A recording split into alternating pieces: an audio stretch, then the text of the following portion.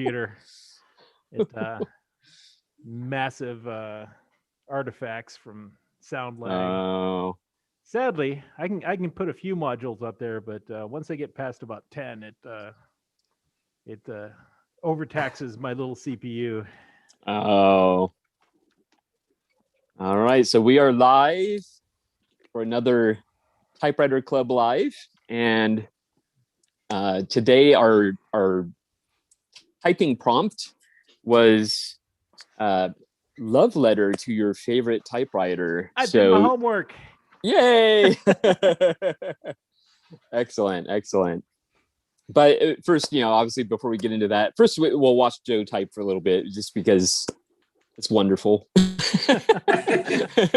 No, but how is everybody? We are fine. Excellent. Very good. Yes. Woke up to some fresh snow here in Canada, as I guess should be expected in February. Yeah. Very good. It's chilly here, but it's probably only in the 40s, probably high 40s, I'm guessing. Actually, I could ask Alexa, what's the weather? Right now in Riverside, it's 43 degrees Fahrenheit with partly sunny skies. 43 degrees. Wow. Yeah, so it's a little brisk for Southern California. Wow, yeah. At least according to Skynet. Yeah. Well, plus it was a little windy. It looks like the wind has died down now, but when I first took the dogs out, which was a couple hours ago, actually, oh my goodness, I couldn't even go out. I just let them out. Woo! The wind, it bites. Yes. It bites Kmart shoppers. Yeah. So does anybody have anything new going on? Any new typewriter? Well, we know Joe has a new typewriter. Joe has a new typewriter. Yes, I do. I got two new ones. Joe. Oh, Angela's got two of them. Yeah, I wow. got two. I should have brought them upstairs. I got a Royal Quiet Deluxe. What year? Nice. Yes, at an auction. It needs work. It's got a lot of. They had a correction tape in it. Uh-oh. It's all gunky. And then I got an Underwood. I think it might be an SS. I'm not sure. I have to look it up. SX? SS, I think maybe. I have. And this one's similar, but yeah, I'll have to figure it out. I'll go get it. Maybe you guys will know. It's a super sport. with a racing stripe. Yeah. Eric, how are you? Good. How are you? Very good. Well, How's everybody doing? Good. Very good. We also have Injo joining us. He's not on camera yet, but that's Not okay. on camera. He's probably cooking. Yeah. Getting his dinner ready. He's probably planning it right now. Ah. Yeah. Looking up some recipes. Yes. Yeah. So I did do. It's kind of funny, but I waited until like the 11th hour to do my homework here. Oh, look at that. Invisible. That's got nice stripes on it. Darn background. I do want to see if I can at least temporarily turn off the background here. Don't Any do ideas? it. Oh, now you're sideways. Everything's falling over. That's heavy. Please stand by. We're having some technical difficulties. Whoa. That's a shiny black typewriter. I like it. I got both of them at an auction, but the day that there was a preview, the auction was online, but there was supposed to be a live preview, but we had snow and ice. So they canceled the preview, so I ended up buying them sight unseen. Oh. Well, they're typewriters, so they got to be good. Did you know what year they are? I haven't done any research yet. Oh, okay. Yeah, Underwood's probably a 40s, so. Yeah, probably. Okay. Yeah, so I did do my homework at the 11th hour. Uh-huh. I did use a smaller sheet because I was worried I wouldn't be able to write enough, and yet I made it well Wow. to the bottom of the page. I originally, when I was gonna type my name at the bottom there, the sheet popped out of the typewriter, so I was like, oh, I better put that back in there and not do as much space for my signature. So That's an interesting thing. How many typewriters do you have that will feed the paper all the way to the very bottom and not let go and let you type a straight line until the paper actually falls out of the card guide? ooh, yeah. I have several like that. That's Oh, something yeah? I look for in a typewriter. If it can hold onto the paper all the way to the very bottom and not do a crooked line, and then you can actually type down to about a 1/4 inch from the bottom without it Yeah. losing its grip on the paper. That's a good machine. Yeah. I'm sure I have at least one. A lot of German machines are like that. Okay. Yes. All right. Oh, We have John Maye joining us. Great. where is he? There he is. There's his name anyway. Yeah. That's very good. Anyway, all right. So I did my homework, and this is the typewriter. This is the typewriter that keeps making appearances Mm-hmm. just because I love it so much. My 1962 Royal Companion. And as Ted has suggested in the past, I may be lucky to have one that works well. Yeah, definitely. None of the Yeah. ones I've ever had have been good Wow. machines. They've been kind of rattle trappy. Oh, Is that sort of the same mechanics as the Royal Light? yes. It looks pretty similar. Yeah. Mm-hmm. Yep. Yeah. I like the look of that body style though on the companion. I Oh, yeah. might start looking for one of those Yep. because I really like my Royal Light. Like I like how it types. I will say I have this one that works beautifully, and then I bought a second one which I have since given to Bob, basically as a parts machine, because that one is garbage. But this one works beautifully. I think it looks pretty amazing. Mm-hmm. I love the look of it. Yeah. So I wrote it a love letter. You did. Yes. All right. Are you gonna read it? Yes. Okay, we're So- starting. All right. So February 14, 2021. My dearest royal companion. William is, yes. Get a Off to room. a great start, right? Get a room. I mean, it is kind of fitting that the name of the typewriter is the companion. Yes. Okay. My dearest royal companion. Today, we celebrate our second Valentine's Day together. When you came into my life, I knew it would never be the same again. You taught me the meaning of true companionship. When I first met you, it really was love at first sight. You were sleek and beautiful in a spunky and sporty sort of way. But as I came to know you, I realized just how strong and dependable you are. Your small size is deceptive, but people need spend only a moment looking at you to see you are capable and get things done with no nonsense. You do away with tabs and don't bother with magic margins. You don't let obstacles get in your way. You showed me the importance of having a companion. Sure, I've met other companions. I've even invited them home, but they're just friends. There can be only one true companion. People tell me it will never work. They say the age difference is too great. Even though you're 10 years my senior, you look like you have never aged a day.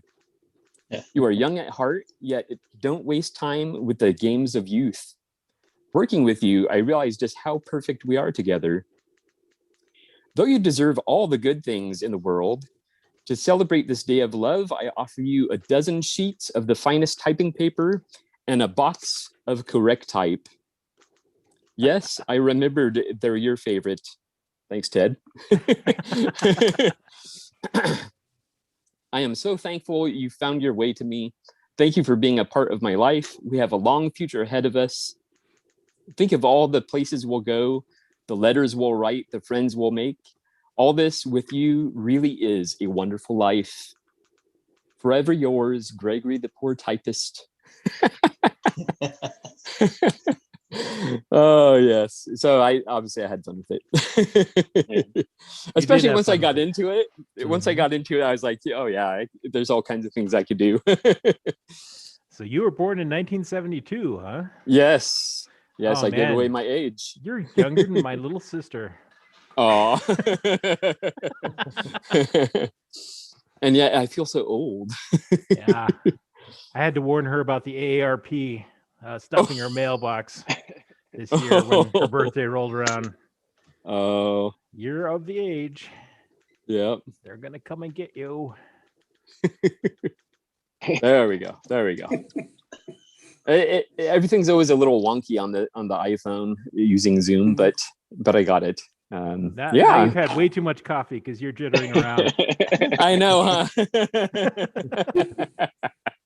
And yet I'm drinking water. Oh, you can't even see the water. Invisible. The invisible glass of invisible water. Oh. Fun with Zoom. Yes. So does anyone else have something they would like to share? Well, I do have mine, but let's see if someone else can go first. You Go don't wanna ahead, go Ted. first? Go ahead, Ted. Oh, all right. Let's see. Love letter to a 1C square line. Hey, little floating shit flat top. How you doing today? After about a year's worth of repeated flushing on your sticky bits, you seem to finally be in mostly good taping shape. Boy, I do remember when you came into the corral, in pieces with a falling apart stinky case, your segment wire half yanked out, and your type bars all akimbo. Everything inside gummy like you had been bathed in molasses. I had little hope that you were anything more than a parts machine back then, but I took a shot at putting you back together and trying to get you clean enough to type again. An hour or so's worth of work was enough to see that you would work fine. The only problem is that you are very, very persistently gummy. Yeah, I'd flush you out one evening and then get you going for a short typing session, and a couple days later you'd be starting to seize up again. So I'd flush you out again. It became a ritual. I'd come out to the garage and see if you would work that day. If not, I'd flush and get you limber again. Every couple of weeks, then every couple of months. Today you get to try on a new set of feet that I cast for you. You'll love them. They're very soft and grippy. Right now, you're the one I love, and I love that you're working so well again. And that's another one that types all the way to the bottom of the page. Oh, nice. That explains the love right there. Yep. Very good. Very good. Thanks, Ted. Can you show it to us? Oh, yeah, it's right here on the desk. You can see it in the cameras. Oh, okay. Yeah. But, Was that a Corona standard? Is that what I? it's Yep. a Corona. Flat A lot top. of people call a flat top, but it's a square Oh line. yeah, I got one of those. Yeah, you do. Oh, Yeah, nice. Those are And I pretty. make feet for them now. Ooh, yes. Hint, hint, hint. Hint, hint, hint. Oh, but I Very forgot to put the nice. backpack on. So those Corona flat tops, can you hear me there? Yes. Yes. Okay. What colors did they come in? I have black, green, and burgundy. They came mostly in black. I have seen other colors, but I have not seen any advertisements that show like what colors they came in. Okay. So, yeah, there's definitely burgundy. I have seen green ones. I don't know if I've seen a blue one, but it was most of them are in black, is what I. Yeah. Apparently, they also had a silver one that was promotion for the. Oh yeah, the Sterling, the Gorham Sterling ones. Yeah. So if you find one of those, it's silver plated. Wow. They're pretty rare. Yep. But Very you can good. tell those from the serial number, and even one of the things with those is that when they were taken out of dealerships, a lot of times the dealer would strip the skin off of it and put a painted shell on it, and just sell it as a regular standard. And then he'd melt down the sterling shell and just sell the silver. So a lot of them Wow. have the right serial number, but they've got a painted skin because the dealer at that time decided he would rather have the money from the silver and then just sell the machine as a regular machine. That's horrible. That happened a lot. So You you will occasionally find those with the right serial number but the wrong skin. Wow, that's crazy. Now, where can I find where my serial number fits in? Oh, look on the database. Let's see. I think it's let's see. I mean, I have, obviously it's a 10 one. Mm-hmm. And it's 1935, but whether or not it could fall under that category of being formerly the sterling. I think it'll have a S affix, like it'll be the Okay. serial number and then -S. Okay, mine. All right. Is that what yours is, or? No. Oh, okay. I know that there's either a prefix or an affix, and I think it's S. Oh, okay. That'll tell you that it was a Gorham sterling at one point. I don't believe mine is. But yeah, if you're lucky enough. Or All you right. just find one with silver on the shell. Yeah. Hello to Bill. How are you? Doing good. How about yourself there? Oh, good. Oh, is it? Oh, I'm talking about a different Bill. We know We've got you as so many William. Bills. Oh, yeah, but of course. how are you, William? How are Doing you? well. Good. Very I'm good. so used to being called Bill at work that. Oh, okay. Yeah. Very good. And how are you, Bill? I'm only used to being called William when I'm in trouble. Oh. So seeing as I'm being addressed as Bill, I'm doing good. Good to see everybody.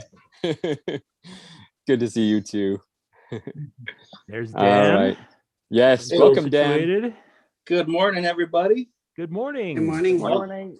I see Joe's got his KMM. Yep. Yes. I did. Yeah.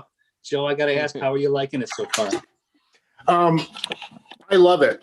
I absolutely love it. It's really not my first large or standard typewriter. I think I had an SG3 for a while. It was kind of a long-term loaner from a local typewriter person, but I didn't get on as well with the SG3 mainly because the carriage was so heavy. It was a extra wide carriage for one, and secondly, those are so heavy machines.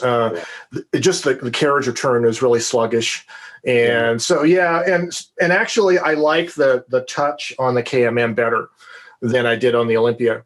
Yeah, I'm very biased on those machines. I love them. Yeah. I just love them. There's a definite unique touch to those machines. Yeah. The only problem I've had with mine at both the KMM and the KMG is the shift springs get weak, and I just stretch them out a little bit. Right. So it works better than the washers in the feet. If you let them get too squished, the line lock kicks in all the time. Oh, yeah. So if you start having problems with the line locks, look at the washers on the feet. Okay. Well, this machine I got it from John Lewis, who is our only real full-time typewriter repair shop in town. He's 78 years old, and he's been, repairing typewriters for probably I'm 63. So he's not been repairing it since he was 10 years old, but I would say over 50 years, he's been. So as I was telling the guys earlier, when I came to his shop last week, he had his repair bench is really right up front next to the showroom. And so you can sit there and talk to him while he's working on stuff. And he had one of these, a similar era of Royal torn apart down to just the chassis. gosh. The carriage was off, and he was showing me the little broken teeth on the Escape, and he takes everything down to the last Oh my part God. and redoes it.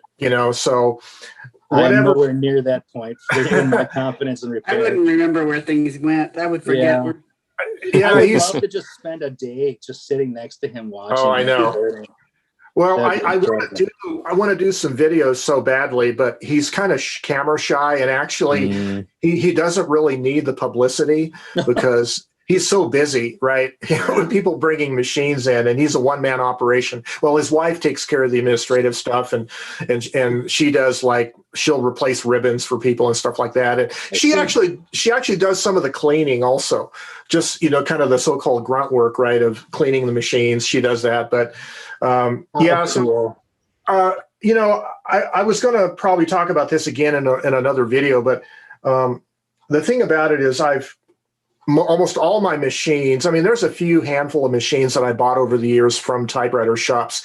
I think the Underwood Universal that's in Arizona now, and the 1970s Hermes 3000 that I have was bought from Brown and Smith here in Albuquerque. But other than those two, I think this is maybe only the third machine I've actually bought from a shop that was fully gone over, right? So most of my machines I bought from thrift stores, one or two from Craigslist locally, and did the work myself. But it's kind of fun to have a machine that you have a confidence about, that it was gone over, with a professional. I mean, John went to Royal School. He was trained, you know what I mean, back at, decades and decades ago. My God. Yeah. I was happy to see you pick one of those up, but then again, like I said, I'm pretty biased on those machines. Well, it's pretty nice. Yeah. I have a Royal KMM also, but it was a student model, so no letters. No letters. The good thing I can touch type. Oh, Yes. wow. I have one too. It's right there in the background. Actually, it's the first machine that I bought, and it's reliable. I mean, I barely had to do anything to it. It just works. It just works. Wow. Yes. That's excellent. Let's see if I can focus on the keys here. See here. Yeah, mine are just blank. But he's wow. He's actually redone the key legends also, right? He pulls all the keycaps apart and does the legends, and he actually touched up the paint along the spacebar frame right around here. Put new textured paint on it. I think my focus is not perfect. There you go. Yeah, he just did a fantastic job on this, and everything is really super shiny and just wonderful, So that's crazy. That's awesome. Yeah. So it's going to be a fun experience. And of course, being a machine that's not a portable, right? Not supposed to be portable, I'm still challenged to, take it out somewhere. Oh, you'll do it. You'll find a way. Yeah, I'm thinking, actually, I was over looking at the Container Store and a couple other places that have boxes, and I measured this.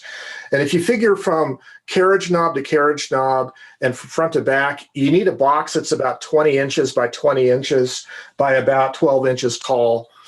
And if I had a box like that, with, like a storage bin with a lid, I could probably easily carry it around in the back of my car. Yeah. And make it a portable typewriter. I know. Carry it on your head. Huh? Carry it on your head. Yeah, I could, right? No, it would be fun to take it to a coffee shop just for the hell of it. I mean, just Oh man, just to break all the rules, right? That you're not supposed to take a standard typewriter out as a portable. Who writes these rules? Let's break the rules. Those are made to be broken. Yes, right. So anyway, I'm a rebel. So the nice thing about it, was I think I alluded to this in my video last week, but I've learned enough about smuggling typewriters home and trying to hide them from my wife.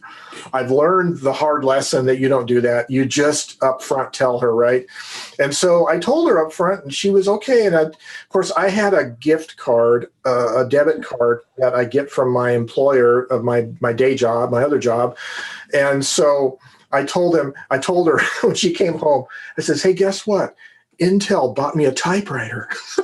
Oh, there you go. And she goes, what? Well, it was a gift card that I had. We get like recognition money, you know, from someone recognizes you get like $10 or $20 or whatever. And I just saved it up, you know, so it didn't actually cost me anything to buy this machine.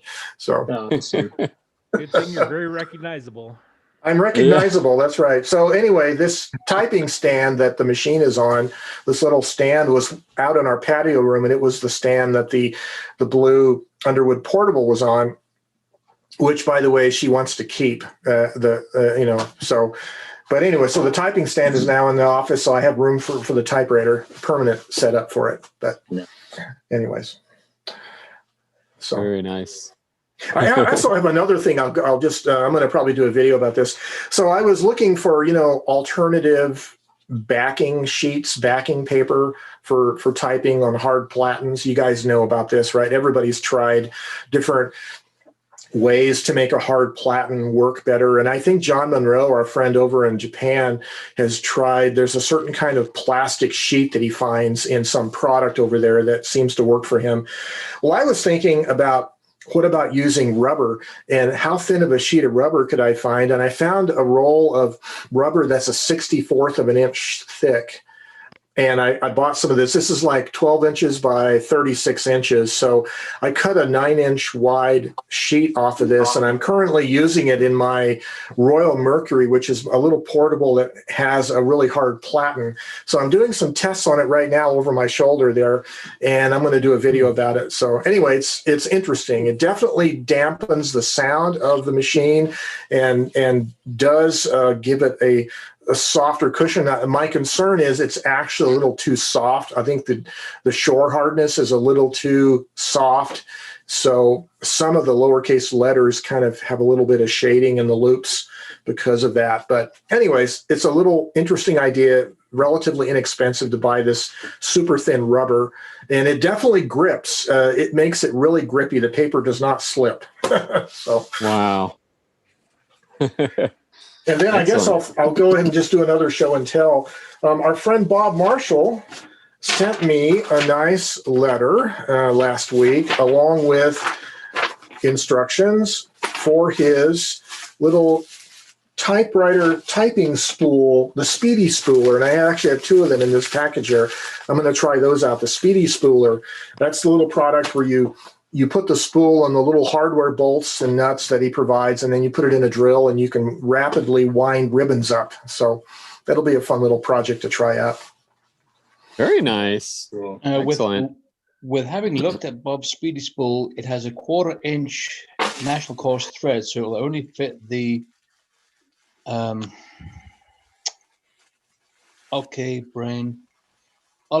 spools with a 1/4-inch ball in them. I think the way he did it is it's universal. It'll fit most any, because it has it's still in the package, but it has I'm thinking it is a 1032, maybe it's an 832 bolt machine screw, and some locking nuts. And then there is a wing nut, and then some additional washers and a tapered rubber gasket washer that will work for the Olivettis. The little tapered part will fit inside the hole of the Olivettis. So I think it'll work on a lot of different kinds of spools. It might even work on a Royal spool that doesn't really have a spool, right? Maybe. I don't know. I'll have to see if probably not, actually. But it'll work on just about everything else, I think. So I'm going to try it out and report back here in the future. Very good. Very good. Yep. One thing I can say that mounting a spool in an electric drill is really handy for is when you are trying to fill a 2-inch spool with the carbon film ribbon. Oh, yeah. I think you can get 120 feet of that thin ribbon on a 2-inch spool. That takes a lot of winding. That's something I'm going to have to try in the future. It depends on which machine you're using, because some of the machines don't really advance the ribbon by a full character. You know, some of them are a little slower, and it might depend also on the whether it's Pica or Elite. Like it might work better with Elite typeface because it doesn't need to move as far to get clear ribbon. So as you say that, Joe, The design of the ribbon feed affects how well it works. The older Royals and Smith Coronas do not advance the ribbon far enough. The Hermes and the Nakajima Olympia B12 spaces perfectly, but the Royal Caravan series or the Royal Sabre advances it so far, you're wasting 2/3 of the ribbon. Oh. Well, I'm glad to see somebody's done the research. Yeah. Thank you. I have had one of those ribbons, and I know that the Underwood portable from the late 50s will also advance it the right amount. So they work in those as well. Smith Corona did have it's called the multi-strike. Mm-hmm. So it's the carbon ribbon, but it can type on it. Well, I think each time you type, it advances maybe a half space. So the ribbon lasts a really long time, but basically it can type over the same film. So I was so excited when I found that. Oh, yeah. That seems odd good. considering the way that film works, because it actually I know carbon goes onto the paper, then you have just a blank spot on the. Maybe they were doing 2 layers of carbon on the ribbon. I don't know how it works, but maybe it peeled off the top layer of carbon, and then it had a second layer underneath that it would peel off for a second strike. Yeah, I'll have to take a closer look at it and try and figure out how it's doing it, how it's doing the magic. Yeah. Alrighty, so who else did their homework? Yeah, who did their homework? I did. All right, let's see it. I wasn't here last week. Angela, go ahead. I'm going to share screen so you can see it. Ooh. Technology. What's that all about? Nice. My dearest typewriter, happy Valentine's Day. Did you know that you are my favorite typewriter? Perhaps you were led to believe otherwise when I placed you and some others in the cabinet and I didn't put you in the center. Truly, it was only because the Corona 3 fit best in the middle due to its small size. It's also the oldest, which counts for something, but not in my heart. I remember the day I first saw you. You sat proudly on the table in the auction house beside a lesser typewriter. I was smitten. I knew you had to be mine. Your sleek, shiny body drew me in. Your unique keyboard sent me over the edge. What were those symbols? As you have to see there. Yeah. Oops. Let me figure out how to do this. There we go. Ta-da. Oh, cool. Oh, wow. I recognized. I could type in Spanish with the upside down question mark and accent. Ole. This. I know I can't shower you with candy, which you can't eat, or flowers, which you can't smell. Instead, I promise to give you a good cleaning soon and learn how to set your margins. Very good. Very cool. Oh, cool. Oh. I'm pretty sure a machine that old does smell. Very good. Thank you so much for sharing. Tab. Yep. Nice. Dirty machine. Very good. All right. Anyone else? Clearly, I totally forgot there was an assignment. That's okay. It's it's just to get us typing. If we do it, fine. If not, But we'll actually, just cry. We'll just cry a little bit. Actually, I did get with with your guys' help, I did get that Remington 6. The one issue with the ribbon mechanism that I got sorted out. The other one with the space bar, I haven't quite figured out.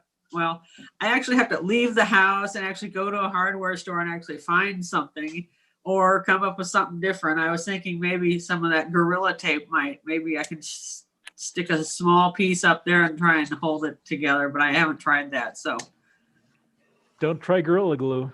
It's especially not. No, for no, radio. no, no, no. I was thinking just maybe a piece of that tape around that post could hold that piece of rubber up a little further. But like I said, I haven't gotten that far, and darn it, that tape is out in the garage, and it's too cold to go out in the garage to get it.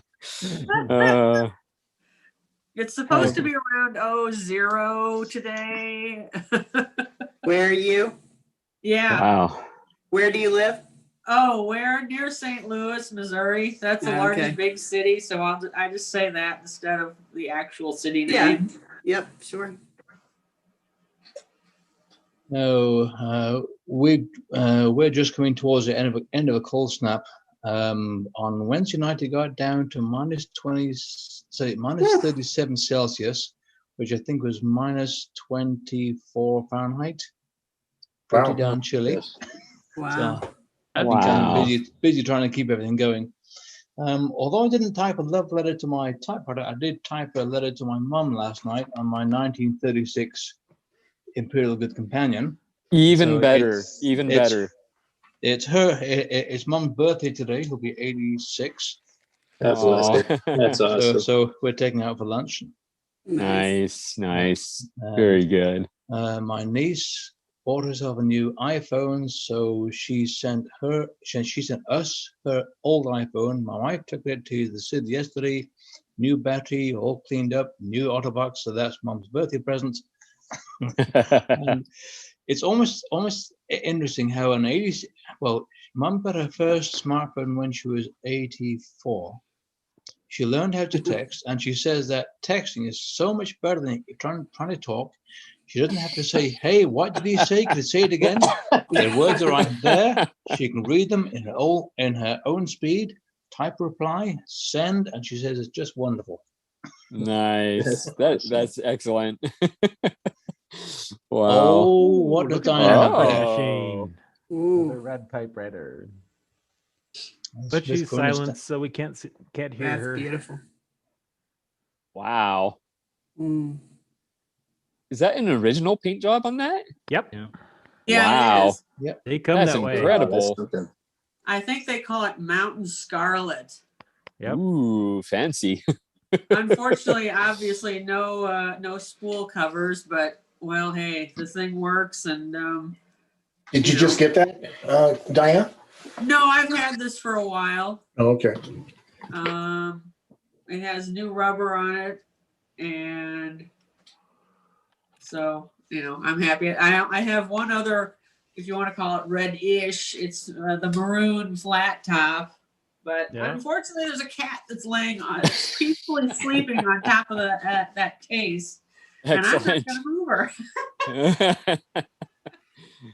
There's one of those for sale on our local. Well, it's on our local Craigslist. It's actually down in Bend, but it's orange in color. Ooh. And it's got the ribbon covers that you speak of. So I actually know what you're talking about because I saw the ad. Wow. And Oregon. I found it interesting that on Diane's typewriter that the ribbon comes around the front of the spool as opposed to going around behind. Mm-hmm. Same as the Underwoods do. Is that normal there, Joe? Yeah. Yep, they do. What? The ribbon comes around the front of the spool instead of the back. Oh. It's okay. Yeah. Underwood-like. Oh. I'm a mechanic by trade, so I notice little things that most people don't even see. Well, you have a sharp eye. Yeah.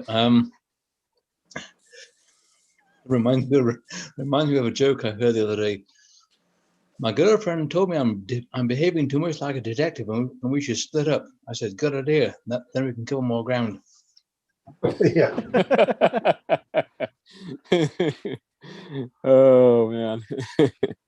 So, Gregory, I did my homework. Mine's a little lengthy. Maybe I'm a little too fond of my typewriter. I don't know. No, that's a good thing. This is the day of love. Oh, okay. Well, so this is my my tribute to my my very first my Olympia SM9, which despite all the others that I've had pass through here, remains my favorite typewriter. So wow, that's great.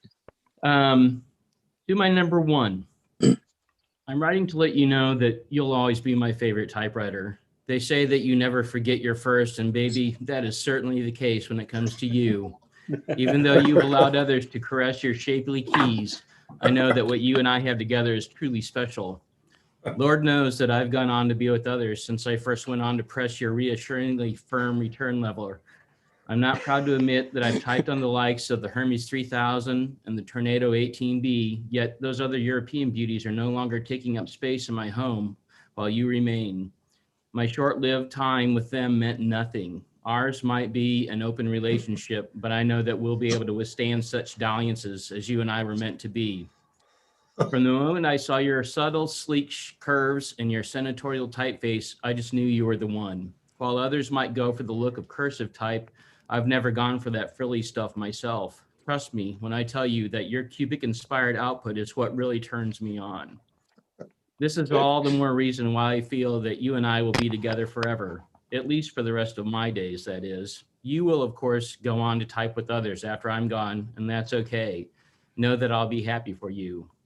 I understand that this is just how it is. After all, even though I am only 4 years your senior, you're managing to weather the storm of life far better than myself. While my hair is now gray and thinning, your paint remains unblemished and your platen oh so soft. No doubt when others see the two of us together, they inevitably look at me and think to themselves, cradle robber. Yet you remain with me without complaint. I only need to help you slip into a nice new ribbon, and you remain ready for much more passionate writing together. Reality is that despite the fact that we both are getting on in years, you keep me young and help me to explore places within my imagination that I never knew existed. That's why I see the two of us as real thought partners. You and I end up exploring things together that none of my other typewriters are capable of. Simply put, there is far more to you than just your sleek shape. You inspire me and bring out the best that I have to give. Know that there is still much more to the story of you and I, most of which remains unwritten at this point in time. I'm really looking forward to writing that story together, no doubt often at all hours of the night, for many years to come. You'll always remain my number one, and no other typewriter will ever be able to change that. Yours in typing, Bill. Bravo, bravo.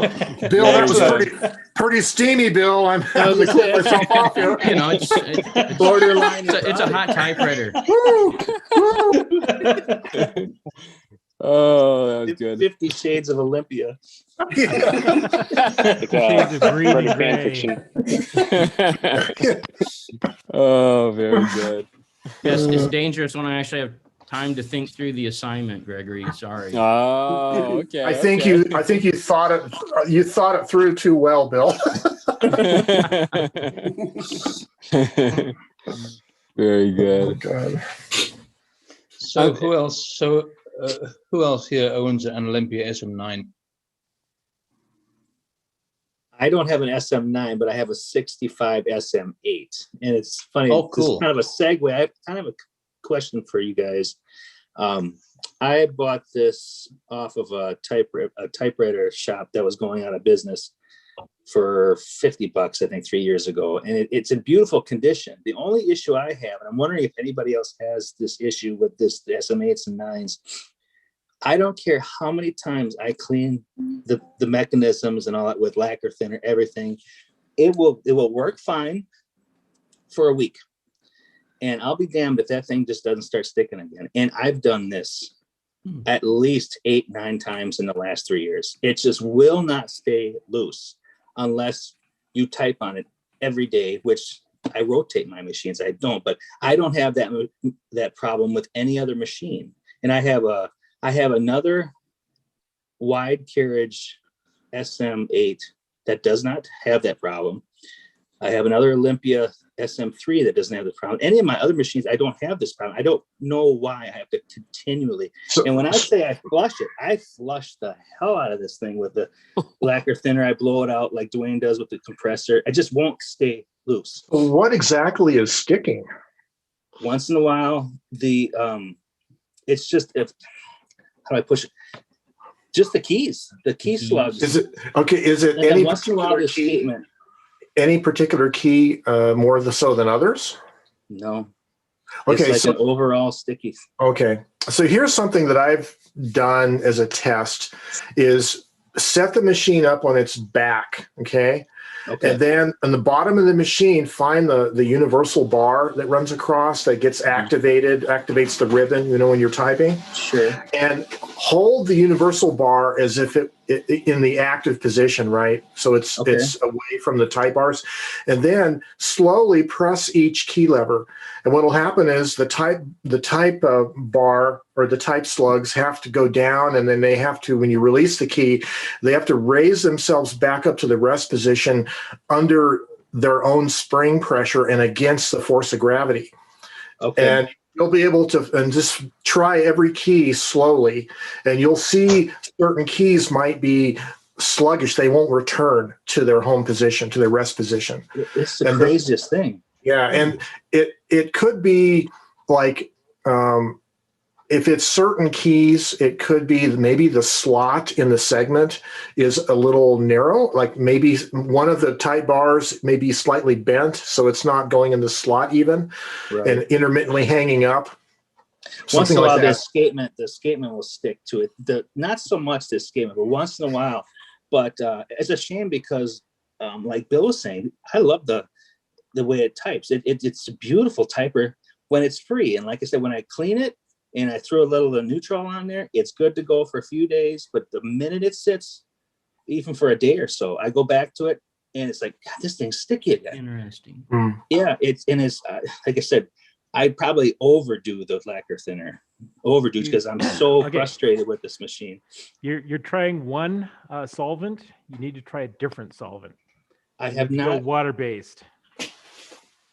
Well, I've heard alcohol is horrible because of the water. Not alcohol, soap and water. Oh God! You need to do what Ken does over at California Typewriter. He takes those suckers down to the car wash. Has any of you ever done that? I don't have the guts. So May does that. She's talked about doing that before. Yeah, rubber ducky time. Rubber ducky time. But you have to just blow it out with compressed air right afterwards, right? Just dry it out real thoroughly. Make sure you get it completely dry immediately. But yeah, I mean, I have a compressor, and that's not a problem. But you always think, did I get every little bit? Did I get every little bit? Has any of you tried that? I've done it a couple times. Why not if you haven't? I took a hose to a KMG once because it was so dirty. Just took it out in the backyard and took the garden hose and. Did you lose any springs? No. Okay. It was fine afterwards. That was the summertime, so I was able to just stick it out on the patio and have 130-degree heat. That's the key right now. You don't want to do it right now. No. You'll have a popsicle. It's 4 below by me right now. That's not going to happen. It'll ice up. But that's the issue. Is you're using a VOC solvent. You need to use a water-based solvent. I'll give it a shot for sure. Something is just not cleaning out. Simple green too, you think? Yeah. Okay, soap, I'll give it a shot. I got nothing to lose because I'm just frustrated. Especially if it's not working. I mean, if you have to go to that length every time just to get it to type, you might as well try something a little bit more extreme. Yeah, I'll give it a different, shot. I guess. Do the water, then do your lacquer thinner right over the top of the water. Get rid of the water that way. Oh, that's a good idea. Yeah, blow out the water with the lacquer thinner. There's just something that's sticky in there that's not being affected by the lacquer thinner. So you need to use it's funny, lacquer thinner. If I recall, one of the videos that Dwayne said that lacquer thinner won't even touch soda. It's funny; it'll cut grease like nothing, but soda, no effect. Yeah, that surprised me. This may use soapy water, like with a little Dawn detergent. Is that what she said in the past?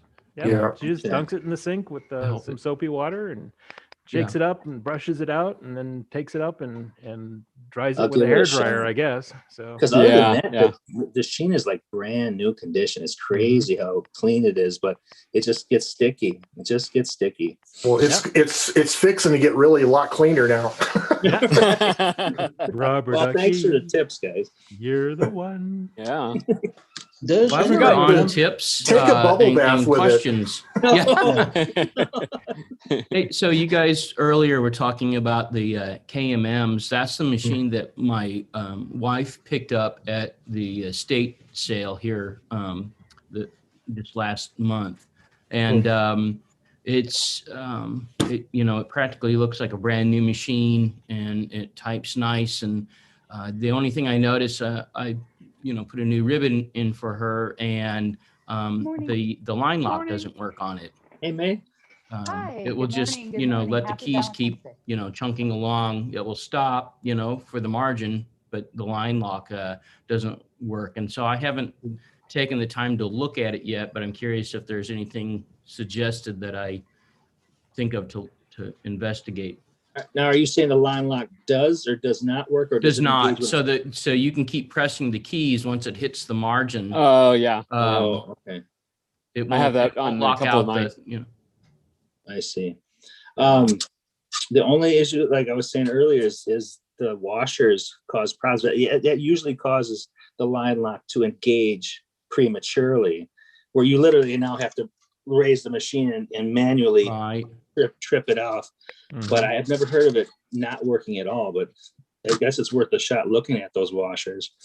Well, when they get gummy, you can have when the line lock mechanism gets gummy, sometimes it will just never engage. So yeah, it has to be pretty loose in order for it to work correctly. So okay, Must be talking about a Olympus. bubble bath.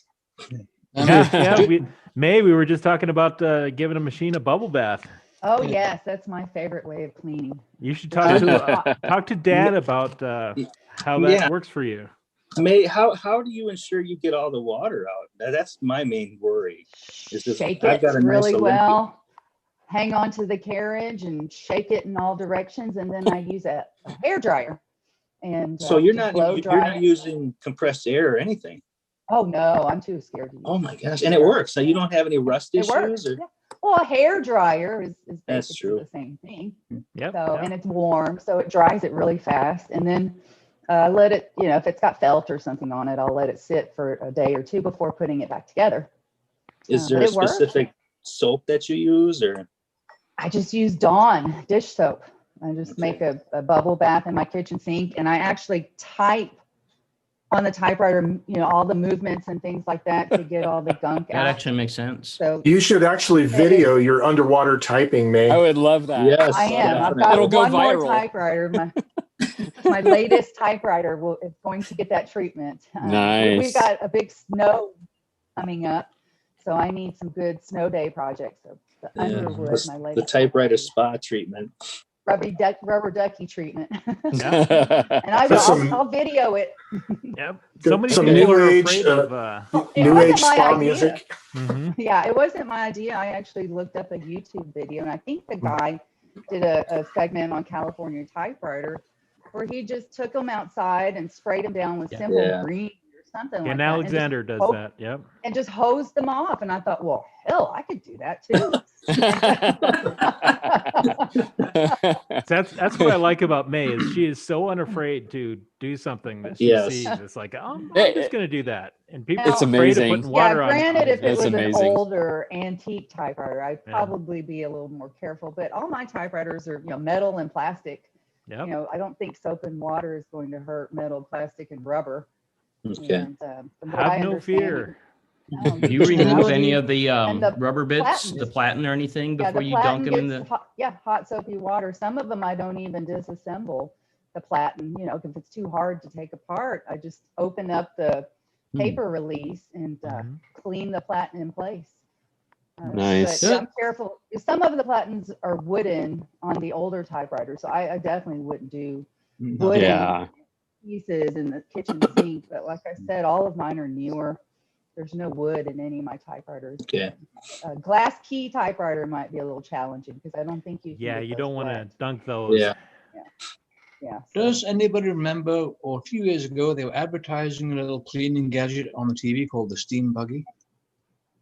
Huh. I do remember It's a- that. Yeah. Yeah, it had the little nozzle, didn't it? Yeah, I'm just put just different attachments. I'm just wondering if one of those might work for actually softening and loosening the stub and gunk and getting it out of the segments and That might things be like Steam that. clean. I don't see why Yeah. not. I would just keep it away from the rubber, but everything else should be fine, right? But I I don't would know, think steam so. is only 212 degrees Fahrenheit, 100 degrees Celsius, so I don't think that Wow. would destroy rubber.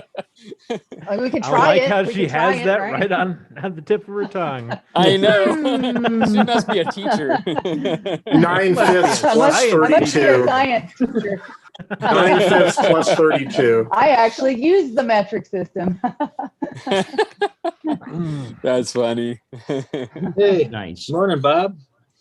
Yes. Hello, How the Bob. heck Good are morning. y'all? Good. Great. Yeah, getting ready for a big snow day here in the South. We have record-breaking temperatures we haven't seen in 70 plus years, and we're about to get a week's worth of snow because of it. Wow. So I'm kind of looking forward to it because it rarely snows here. You know, every few years we might get a dusting. Wow. So this is our first big snow in probably almost 10 years. So We I've got get snow plenty here to every do. year.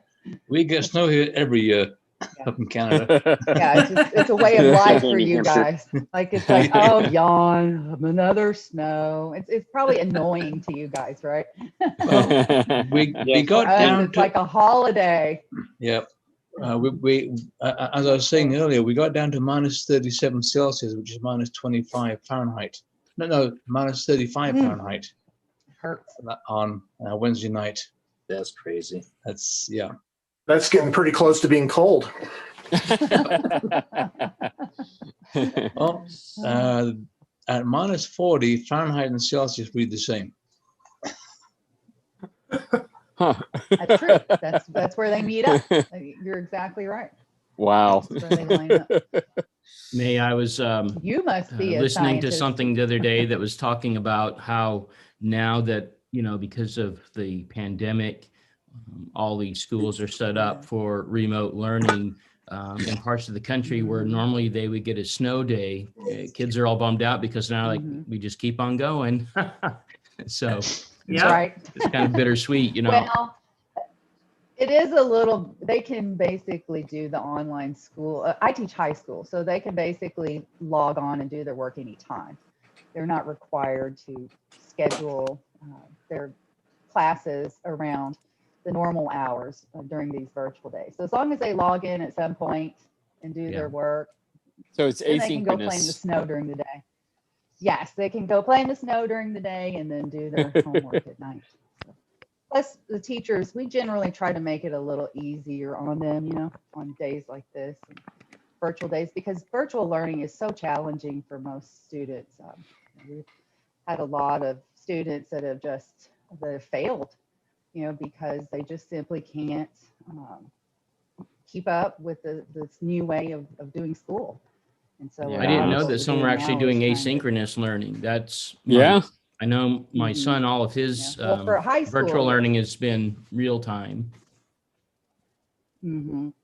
It's that way for the younger kids, I think, but for high school, a lot of our kids have jobs, you know, they're using the time to make money. And so we're a little bit, we're a big urban high school, so we're a little bit more understanding of the different schedules that our kids have. I mean, as long as they check in with us, you know, once a day and do their work, then that's really all that's required. Yeah. But even some kids don't do that, and that's the sad part. You know, I don't like talking about the negatives, but that's the reality of the pandemic. It's changed life, you know, as we know it for almost everyone. Yeah. Yeah. And school is definitely that way. Oh yeah. Yeah. Yeah. At But there work are we some have. bonuses. You know, we've learned technology. We've learned how to use technology better.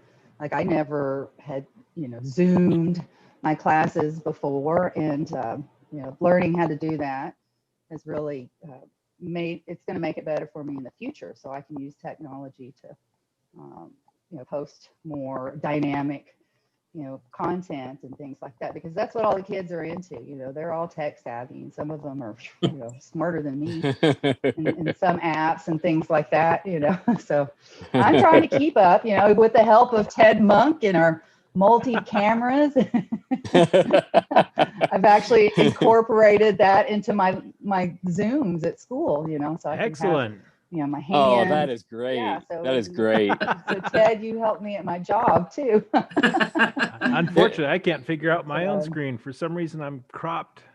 Can anybody see my other two cameras? Other Yeah, than looks good. Looks Yep. really Oh, good, okay. Ted. Yeah, I It see just it. looks Just weird to me. fine. I was trying to figure out why I was cropped weird, but No, it's fine. No? okay. Yep. I won't Well, worry about Yeah, it you then. look the same. Unfortunately, I am not able to do the little business with the multi-cameras because my laptop, my home laptop, let me rephrase that. It does not seem to have a camera in it, even though there's a place for it. Go figure. Oh. However, I was able to take the boroscope and actually finagle it so that I could actually see the blind typer as it was typing. That was kind of funky. Although Nice. That's neat. the way yeah. the ribbon moves back and forth, it's like you guys noticed how whenever I shifted it, the carriage moved back and forth. Well, the thing is, the ribbon also does that. And so you can see it for a while, but then the ribbon moves, and then you have to kind of type until the ribbon moves back. But it was kind of cool to make the blind typewriter see. Yeah. Shoot a little video of that and Yeah. put it up on your YouTube channel. Well, Yeah. I did, but I can't find the folder. It's somewhere on my iPad, and it's within the software of the boroscope, and I don't know. It's like there's no way to really find it. I don't know where it is in the folder So when structure you of go the in- iPad.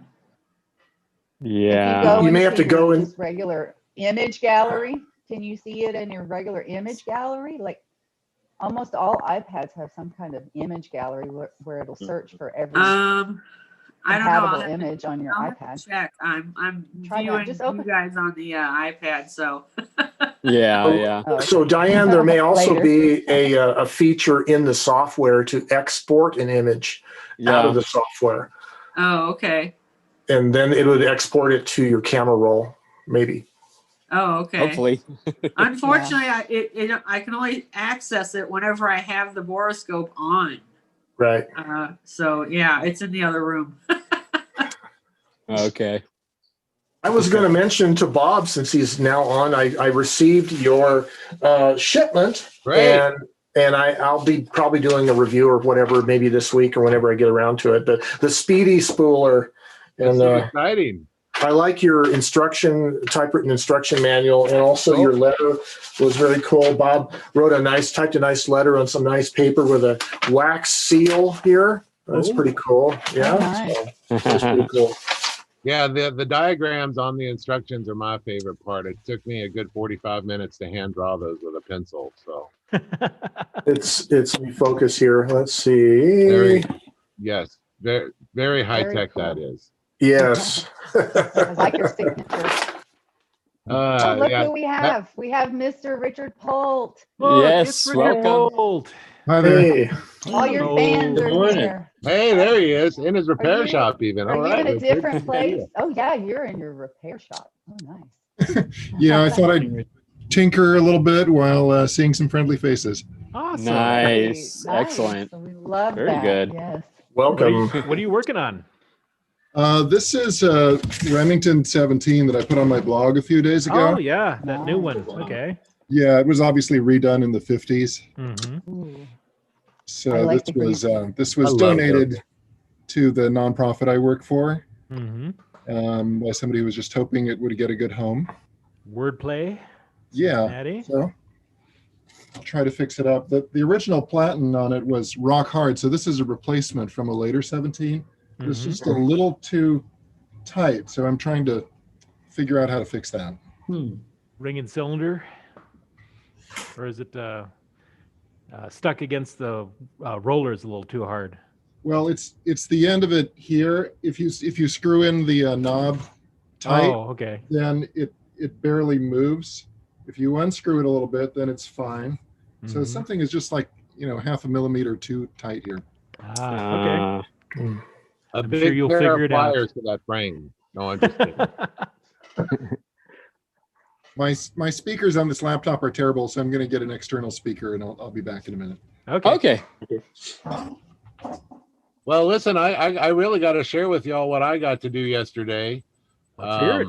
Great. Yeah, let's hear it. It was a little exciting and a little too much, I thought, but I got from this guy, Typewriter Connection on Instagram. He said he was doing a pop-up shop in LA, and I thought, well, that'll be fun. So I grabbed a girlfriend, threw her on the back of the motorcycle, and off we went. And I had messaged him, and I'd never met him, but we had corresponded a few times on Instagram. His name's Aaron. I found out when I got there.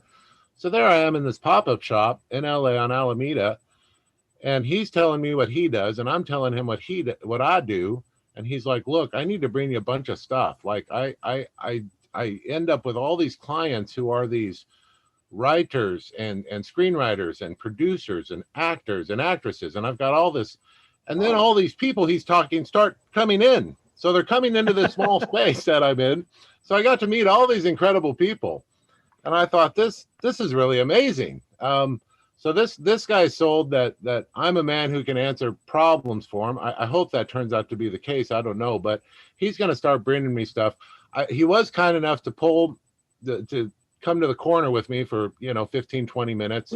And I did a great interview audio on my phone that I can put on Austin Typewriter Inc. podcast. So that was a lot of fun. But he started talking, and I thought, this is LA. And I mean, Gregory knows as much as the rest of us. We all live next door to movie stars, but the other half of them are just talk. And I thought, is this guy just talk? Like, is this guy just... And then he starts introducing me to people, then I realize who these freaking people are. These are really important people. And if you think hard enough, we all know them. So I'm very excited. This guy's real big on getting machines into the hands of writers, of people who need them. And in Los Angeles, that still means screenplay writers, aspiring screenplay writers. There are a few of those there. So I'm really excited to see how that pans out. But it looks like he said, I've got 10 machines I can bring you tomorrow. What are you doing next week? And anyways, it was great to do a small interview. That's amazing. Typewriter Inc. Yeah, it was just one of those days I thought, and this was in Art District, Los Angeles, graffiti everywhere. I mean, The rough part of town. the rough part of town, but it was a really great time. So last night I got a hair up my bum, if you will, and a few of you have asked for videos on how I recover or rewrap my platens. Yeah. So I went ahead and shot a video and popped it up on YouTube. I'm real excited to get your feedback on it, on what I'm missing. I'm not a very good teacher. I'm not a very good instructor. I'm very mechanical. Obviously I'm a bit highly sensitive, a bit ADHD. So I'm not a very good instructor or teacher. So I'm hoping the video serves y'all okay. I hope it shows you what I do and how I do. I watched them this morning. I thought you were fine, Bob. Yeah. Oh, okay. Well, I appreciate I thought that. you were fine. Yeah, as long as we can see what you're doing. Your explanation of everything was fine. Yeah. That's really cool. Yeah, May, I appreciate you so much. I sent a message to May last night and I thought, oh, it's 8 o'clock, not a big deal. Well, it had to be 10 o'clock her time or something. And after I sent it, I went, oh, wait a minute, let me do the math. Yeah, I was already asleep. But I got it this morning. And when I messaged you back, I realized, oh crap, it's too early for Bob. So I don't mind. I woke you up. Yeah, thank you. Thank you very much, May. You were... Yes, after this meeting, I will take some pictures for you so you can... Yeah, you're so cool. Yeah, I need school rewinder. Oh, you made really one. Cool. Nice. Yeah. No. This is the ribbon. Oh, okay. For the upright or the understrike? Yeah. Yeah, it's a bit on the wide side. Yep. Wow. You don't know wide ribbons until you've replaced the ribbon on a check writer that has the ribbon. Oh, it's yeah. like a 4-inch ribbon. Yeah. That's like 3 of these. Yeah. Wow. I keep them sealed in a Ziploc bag until I actually need them. That's best. Smart. Yep. Very smart. Now I do know, since we have at least a few bloggers here, Dan Miller was asking me if we could talk a little bit about about blogging. Did you want to phrase your question, Dan? Oh, sure, and I appreciate that. I had sent a message to Gregory earlier this week, and I've noticed that several of you have your own blogs. And it's been something that's always interested me, but I've never done it. I don't know anything about it. And I mean, you could very easily say, Dan, just go do your own homework and do your own investigating like the rest of us do. But I would like to know where you guys find the time to do it, how you get started, any suggestions on, is there like a free type of blogging site that you can just get started? I'm an absolute newbie on this. Yeah. So Bloggers is one. WordPress.com is another one. Okay. So you can just get a free WordPress or a free Blogger. I'll go ahead, May. And Blogger is through Google, so you have a lot of features through Google if you use Blogger. That's what I use. It's just called Blogger or bloggers.com or? Yeah, blogger.com. Blogger.com. And if you already have a Google account, you can just, I'm sorry, you can just start your own blog. You can do up to 5 blogs on one Google account.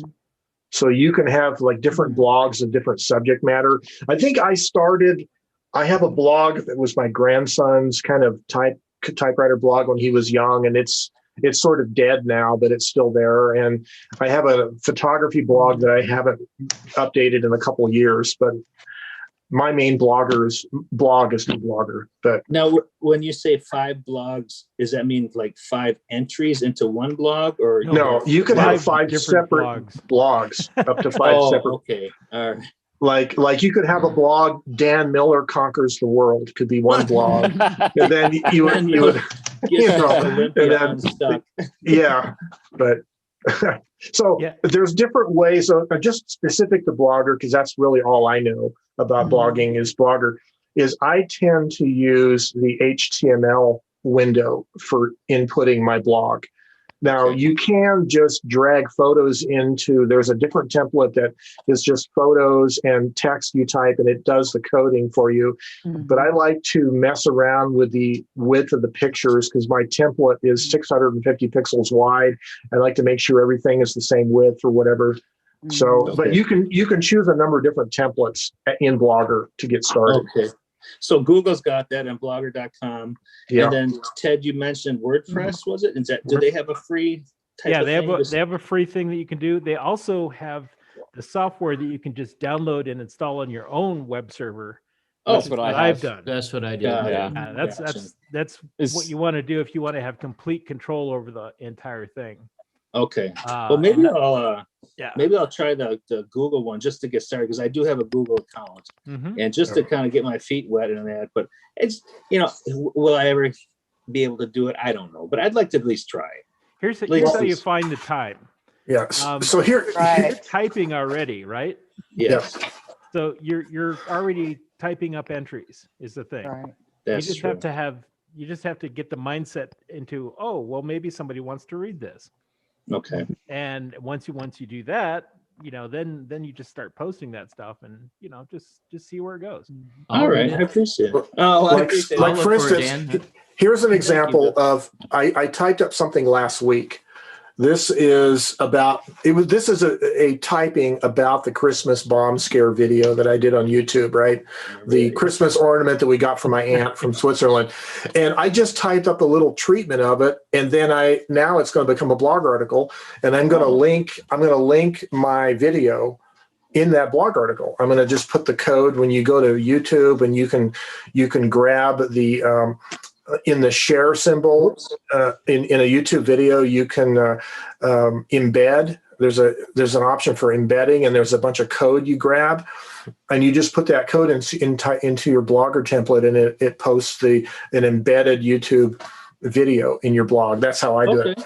So the other important thing to note that I learned from Joe and the others is your margin settings. Definitely. You want to have nice wide margins, so that when you if you for the typecasting, when you scan in your type page and you set it up for the width of your template, it will be more readable that way. But Yeah. you know, I mean, you can look at Daniel's one type page where people are just scanning in their, you know, I think you'll be fine whatever you do, but there are things that are Yeah. very helpful that, you know, I've learned from Joe and the others and Yeah. that have helped me, you know. So a lot of people these days are reading blogs on using their phones. And so the screen size is restricted. And so I try to, like I did here, I try to type on a half wide sheet of paper, right? And, I see. and so the letters are bigger. The lines have fewer letters, but they're going to be bigger. Like my template is 650 characters, pixels wide, you know, in my template, which makes it nice and readable if you're using a narrower column. And so Gregory and I have talked about like blogging with thermal typewriters using the narrower 4-inch wide rolls of thermal paper. It's really good for blogging because you have smaller, shorter lines, bigger letters, more readability, that kind of thing. You recommend Pica over the Elite then? It doesn't actually matter. If I do doesn't matter. Elite, I would do like a 3.5-inch margin, so that you're typing on a 3.5-inch line. Sure. And that makes the letters bigger.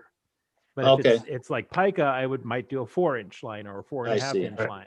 Now, I used to use a flatbed scanner all the time for scanning my pieces, and my scanner died last year, and I haven't replaced it, but I've gotten used to photographing my blog articles with my cell phone, my iPhone.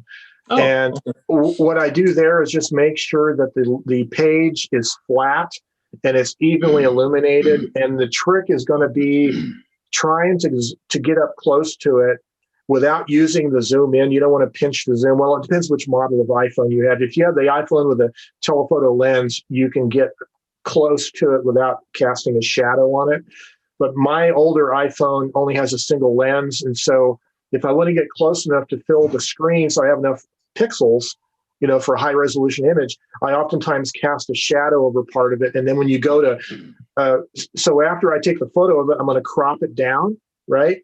Crop the margins in, and then I'm going to try to adjust the colors. Like there's a button in the iPhone for just optimizing, like making it better. I'll usually increase the contrast a little so the letters stand out better from the paper. But the idea is to make it as readable as possible and to be in focus from corner to corner. Yeah. So it's not blurry. So that's where I use, like, I have a legal size clipboard.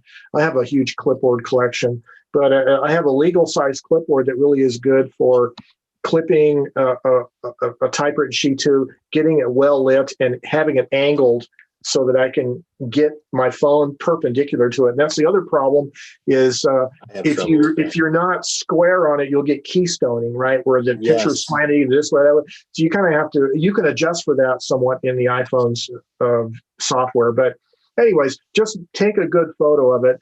And I always, before I do anything else to the picture of the typecast, I always pinch in and make sure the letters look sharp. Because sometimes you moved it a little bit when you hit the phone, when you hit the button, and you'll blur it. So anyway, those are just little tips to take a good photograph. I appreciate that. No, because I'd like to get started. I'd like to get started. So thank you, guys. Lost Richard. Yep. He had to go. He had to go. Darn it. He had to go do Valentine's Day with his wife. What a loser. My wife is still sleeping, so yeah. I'd really like to add to what just Joe said. I've really had a lot of conviction lately. I think we, in this group, in the Typosphere alone, we're very fortunate to have the system that Ted Monk set up for us, and we really need to nurture it. And I'm really behind. I have guilt that I haven't added pictures of my machines, to the Typewriter database. So I'm really excited about it. You know, Dan, if you're really bored and looking forward to something to do, start taking pictures of your machine and load them to Monk's. Yeah.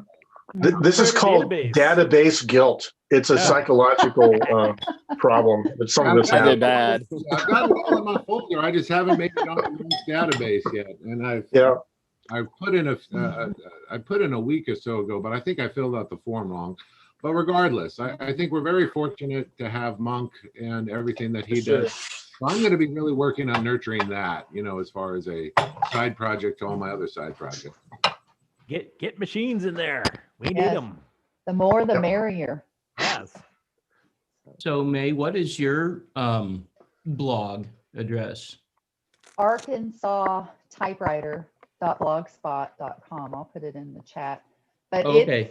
my blog is, I've made a few in the beginning and then I just kind of dropped out. I got That's work. okay. That's okay. Yeah. You can always come back to it. I will. I've typed a lot of stuff, but I'm just so lazy about posting it. You know, I work on a computer all day long. Yeah. And so at home, I have a hard time firing up my big, desktop, where my scanner and printer and all that are located.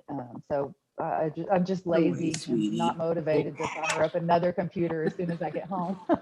But I will eventually. Yeah, you're giving me blog guilt. So this is a good point. Yeah, this is a good point to mention about. May mentioned about having a desktop computer with a scanner and all that. That's the way I used to work. And then I went on a long vacation back about 5 or 6 years ago. And I decided I wanted to blog every day with a typewriter during my vacation. And I had let's see, what did I have? I had just an iPad at the time with me. And so I would type something every day. I would actually take a photo of the typewritten piece with my Panasonic digital camera, and then I would transfer the image to my iPad. And in the hotel room that night, I would use their Wi-Fi to upload the typewritten piece and write the blog article. And I remember one time I was in, what the heck town was it? It was somewhere in Arizona, I think, Western Arizona, somewhere near Barstow, maybe. And Two Guns or something. And it was the hotel's Wi-Fi was so bad I had to go down to Starbucks and sit in the parking lot next to Starbucks and upload my blog article. But I learned to do it on a mobile device, either a phone or something with Wi-Fi, to make it so I could do it more expeditiously. I wasn't tied to some geographical location where there was a fixed computer, you know what I mean? So that's where I kind of learned how to take photos, like in a hotel room. Just getting off on a tangent here. In the hotel room, you go to the bathroom and you turn on all the lights in the vanity and you put your typewritten piece right underneath. You might have to use the the little portfolio that you get with the hotel room that tells you all the local restaurants and all that. You use that balanced on top of the sink faucet, so it's right under the lights, and there's a mirror right there that kind of right. So, yeah, you have to figure out how to get the lighting correct on so you can photograph it. You know what I mean? It's silly, but it works though. It works. Blogging. Video lighting. That's going to be coming out in a Creative Blogger magazine. Yes. And I remember that one episode where you scanned using your phone. The panoramic the panoramic mode. Yeah. I did that with I had a piece of thermal typing that was like 3.5 feet long. And instead of photographing it in sections and trying to crop it together, whatever, I decided to use the panorama mode, which it's okay, but you have to move the phone at a constant speed. And I was actually thinking at this, I still haven't done this, but I wanted to make a little dolly, like on wheels, that the phone could move at a constant speed horizontally, and you could just move it over. Yeah. Like a professional film camera. What are those called in professional videography? They're called sliders. Sliders. And, so you basically make a smartphone slider. When I was in the Navy in the late 70s, sliders were hamburgers that were on the grill in the kitchen. And as the ship rocked, the hamburgers would slide back and forth. That's what sliders were. But anyways, Bill, I just want to encourage you that blogging can be a lot of fun because you start to think every day about the content. And it doesn't have to be anything amazingly outstanding. It's just like an update every day. And it doesn't even have to be the same kind of subject matter. It's kind of fun to have various subject matter. And I think lately, the last few years, my blog has been more kind of a reflection of my YouTube channel. But in the past, I used to write a lot more essay kind of stuff. I would think, some photographic thing or travels and all that. Yeah, there's a lot of different things you can do with blogging. That's a lot of fun. And of course, you can also monetize a blog and put ads in it and stuff. But I don't do that myself. But that's a whole other side of it. Yeah. Dan, I wrote about crows yesterday, so. Nice. I'll have to check that one out. The only requirement is that it's typewritten. That's it. It can be anything, sure, as long as it's typewritten. That won't be a problem. Oh, Bill, I got your letter. Thank you very much. Oh, cool. I got yours too. Cool. I think I wrote to everybody that I've been able to interact with here on the weekly video meeting. So yeah, I've already got my reply draft typed, so I just now have to do the finished product. I got a awesome letter from Bob that I really enjoyed, and so it's funny. My wife, her uncle contacted her yesterday looking for my email address because I've been writing a lot of letters to him lately. He and his wife. He's battling cancer right now, and so he's been in my thoughts a lot, and I've been typing letters to him quite frequently, and he's feeling bad. He doesn't have a typewriter to write back. And I'm, I asked my wife if she explained to him that for me, it's just very therapeutic to write the letters. If I never get a letter back from anyone, I'm okay with that. It's a pleasure to get one, but if I don't, it's fine. I'm having a great time just writing and letting people know, where I'm at, thought-wise. And so I felt bad that he was carrying some guilt for not writing back, and wanted to make sure that he knew that it's fine, And so the same with anybody out there. If I write to you, I'm getting a lot just out of the experience of writing. And honestly, Dan, that's one of the reasons that I started blogging. I found that in my letters to my friends and relatives, I was starting to write about the typewriters that I had bought that I was writing with. I'm like, they probably really don't care that much about the typewriters. I probably need to write to an audience that maybe is into typewriters. And there you go. So that's one of the reasons I got started with blogging in the first place. That's cool. No, I definitely want to try it out. I look forward to getting your letter back. So thank you. Absolutely. I've got my kids right now, so the time to do much of anything other than that has been difficult. No worries. Yeah, there are definitely priorities in the world. So good for you. How are you guys exchanging addresses? Is it through Gregory's newsletter, pen pal program? Yep. Yeah. I need to sign up for that too. Thank you again, Gregory. I think I signed up for it, but I don't know. You did, Diane. There's a letter on its way to you from me. So there you go. Oh, okay. That's cool. Great. Yeah. So I got your letter too, Bill. Thank you. I already sent out a response. I don't know if you got it yet. Cool. Not yet. It'll probably be here soon. Actually, cool. I think our mail didn't show up yesterday. We're iced in here, so it got kind of nasty. I suffer from what I like to call, I don't know what to say in my blogitis. I know. You can go to Joe Van Cleve's channel, and he's got like a couple of dozen typing assignments. Yeah, and I participated in most, if not all of them. Use those as a starter. You can and Gregory's typing prompts. Yep. You can always expand upon those.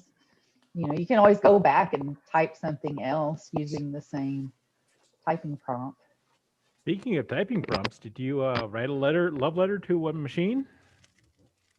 I did. I don't think but I've got to finish it. No, you haven't. But I've got to type the closing. I'm trying to figure out how to close while I'm chatting with you guys. But still working on our homework. Still, I had to do my homework. I woke up this morning and oh no. I do want to say for Dan, as far as the blog posts, There's actually a couple of approaches. I think mine is a little bit different from most of the bloggers. So I scan the type page. Okay. And I don't always have the wide margins. Sometimes I'll even post like a full page. But with every time I post, I actually put the whole transcript in the blog post itself. Got it. So you see the picture of it, and then you see the actual text. This allows you to be able to search the posts. Oh, so search the I see. test. Yeah. And then later I on. know Good idea. both Ted and Joe. I think they do the typing, and then they'll comment on they'll. It's like almost like an addendum or something like that. So Sure. that's a couple different approaches there. Okay, well, Yeah. Actually, Kitty on claws. that topic, I always make sure that I scan my whatever I do, because if I go onto a blog, a typing blog, and it's not actually typed out on a sheet of paper, I kind of like lose interest and move on to something else. But Yeah. I never do transcribe afterwards, but I should start doing that. Well, also on some of the posts, like I want to show the typewriter so much that I'll leave the blog post in the typewriter and take a picture of the typewriter with the sheet in there, which That's cool. obviously, people aren't going to be able to read it. I mean, if they zoom in and maybe are on a computer, they might be able to see it. But that's another reason I use the transcript, so that people don't have I always to think strain having their a eyes. typewriter at some point in one of the photos is important, because Yeah. well, let's face it, half of the reason we're doing this is the typewriter. Yeah. We'd like to see it. So So I like the way Ted does his blog, because he'll intersperse little like paragraphs excerpted from his typewritten piece. Yes. And then between that will be computer type, computer text, and then maybe photos. I tend to have a pattern where I put a lead photo first that somehow relates somewhat to the subject matter. And then I have the page of typewritten text. If it's a 2-page blog article, I try to put another photo between the first and second page to kind of break it up. And then I do a postscript, or I comment, maybe examine what I was talking about in more detail, and maybe add hypertext links or whatever to what I was talking about, that kind of thing. that's cool. Yeah, a lot of times I have to use computer text to glue together a lot of what I've typed, because it's, sometimes I type it at different times and I forget to say something. And so a lot of times I'm just using that text to tie together things or explain what I was actually saying if I didn't say it well enough, or, it's The abstract. The other thing that I've had to learn how to do is to manage the photographs. And so I used to just upload my pictures directly to my Blogger template. But then I started using Flickr, and I have an unlimited pro account, so I can have as many, gigabytes of data that I can use. But so now what I do is I upload all my typewritten typecast pictures, and everything I'm going to put on the blog goes to my Flickr. And then I grab the link from Flickr and embed it in the template as I'm creating the blog article, so that all that stuff is now captured in Flickr as well as in the blog. So I don't have to rely upon Google only to be archiving my material. Sure. Excellent. You don't want to The other thing I save it all on my own website. So let's see. I wonder how much I'm using in space right now. I think my blog is like 27 gigabytes worth of photos and typecasts and stuff. Right. Yeah, yours has been going for a long time, though, right? Yeah. For Yep, years. but I keep it all on my own web server, so I'm not Yeah. beholden to Google all of a sudden decides to not do Blogspot anymore. Then That's true. Yeah. So there's also a way to, I saw somebody, I have archived somewhere, somebody posted a blog article a couple of years ago on how to take your Blogger blog and export it as a print-on-demand book. Someone figured out how to do it. That, I think. Yeah, so that's another thing I'm thinking about, although, how that works, I don't know, I have to look. But anyway, it's in it. So when did you start blogging, Ted? When was your first blog article? October 2010. See, I've been blogging since 2006, but I don't think I actually started typecasting until about 2007 sometime. But wow, that's a long time. Yeah. Well, I've been Yeah, I I've mean, been blogging for I think since 2004, but it was Wow. for my yarn, my knitting and crochet and weaving blog. So I've been blogging for a long time, and the typecasting thing is pretty new, and I really like that. It's I love blogs enjoyable. because they're basically a complete record of what you've been thinking for the past like Yeah. 10 it's like a years or journal, 15 years. Yeah, it's a, And so, it's a part of, what your history is. And when you're gone, I mean, hopefully there'll be some way to preserve that. Sure. Yeah. I also like the dialogue you can get with your readers in the comment Definitely. section. Yeah. That's a real valuable thing too. I've been having, John, I realize, John, I stepped on you earlier when you were starting to say something. Do you? Actually, I was going to mention, because you're talking about the different methods of placing comments and pictures and that, and I noticed Ted does a lot of that too. Like especially when it comes to detailed works of a typewriter repair, you have a paragraph and then a picture of a specific part, and then carries on from there. Yeah. I wonder, what's the method for following blogs? Because I look for a follow button and I don't see anything. You need an RSS feed. A feed, yeah. Yeah. I follow blogs just by going to typosphere.net and looking at what's new. That's what Yeah. Yeah, that's what I do. And so that's if you're pretty not cool. there, I don't see it. Yeah. So if you're starting a new blog, make sure you go to typosphere.net and there's an email link somewhere in there, and tell them, put my blog on the blog roll. Yeah. And that's how I follow the blogs. Yeah. Usually either me or Richard Polt will take care of that. We'll add you to the blog roll. So either way. I'm on there. I just haven't done it in a while. Yeah. Typing ink. There it is. .wordpress.com. So the other thing I was going to point out, Dan, and this is something that Gregory actually got me thinking about, is there's also free OC optical character recognition software out there. And so I found the first program that I tried works just fine. I'll take my scanned image of my type page. It will convert that all over to text for me, so that I'll post the follow-up text after my scanned type page. And that gives me the opportunity to put links in and so forth, in addition to having the searchable text. So like when I very cool did my the Q&A series that I'm doing with Ted, Joe, Richard, and the others, I really wanted to also be able to point back to their sites and things that they've done. Like, Richard has the work that he's doing with wordplay and so forth. So being able to combine the regular text that is not only searchable but linkable is a really nice thing. And that OCR software that's free helps enable that. And that's really a cool thing, to just bring a little bit more functionality to your blog. Okay.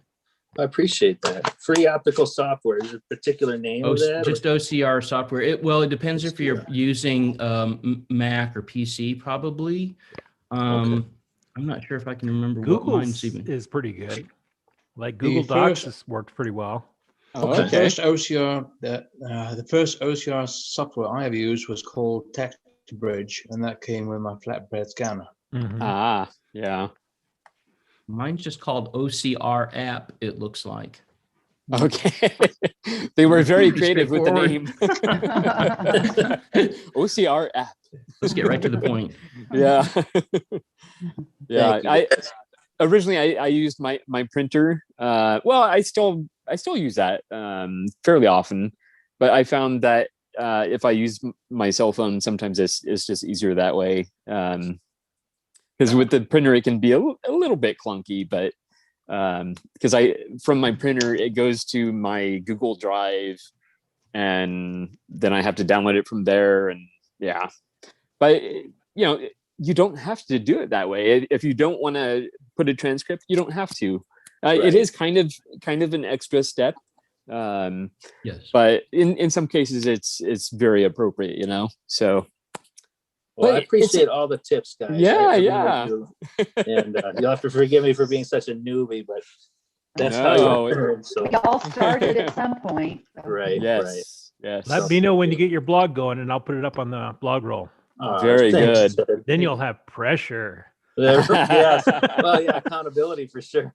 Hey, Dan, the last thing I would say is if you go out to my blog, typewritemosphere.com, if you reach out to me, I'll email you back. And if you have questions working through any of this stuff, you can just contact me and I'll try to help walk you through it as best I can. I appreciate it. Because all this stuff is pretty fresh. I've only been doing it for a few months now, so it's all pretty fresh on my mind. And I'd be You happy to guys are help. super. I tell you what, you guys really are super. And in southeastern Wisconsin, I'd like to say most people are friendly, but you guys really, I'm not used to it. It's just not used to it. It's been very refreshing. And, the past year for everybody's been it's been challenging and toxic in a lot of ways. People are grouchy, irritated. Well, Dan, this is because we're a cult and we're trying to tuck you in. We got you. Well, and when we ask you to leave your family and take your typewriters up to the mountain, you're on your own. I'm sorry. I'm drinking the Joe Van Cleve Kool-Aid and it on your own. Tang. Drinking the Tang.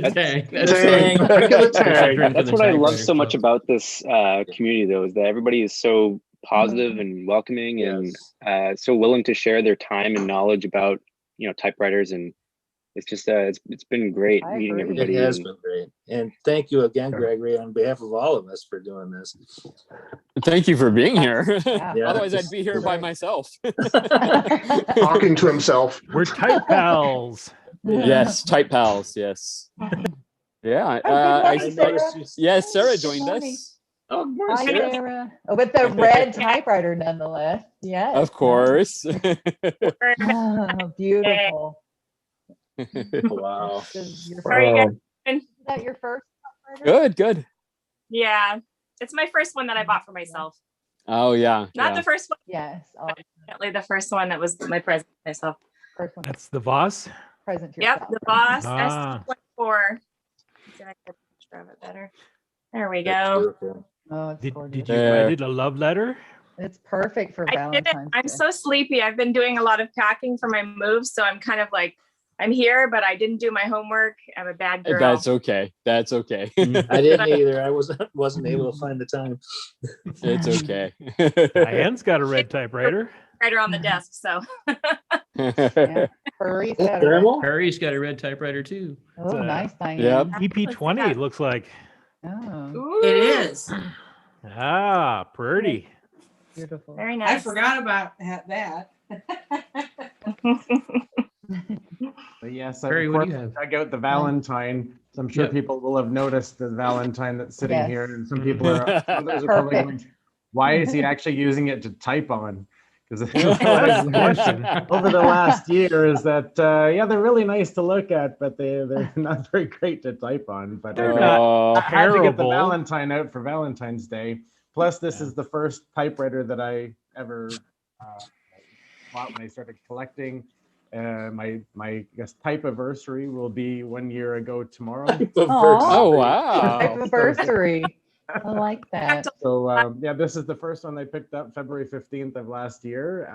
Nice. After I had been on a work trip to Montreal and had seen some typewriters in a shop window, and it reminded me of how my dad had a Hermes rocket that he Nice. brought to Canada Good choice. with him when he immigrated from the UK in 1967. And Good choice. I used to play around with it as a kid. And he told me that his father had once said, "Why are you lugging that thing with you to Canada?" when he bought it over there.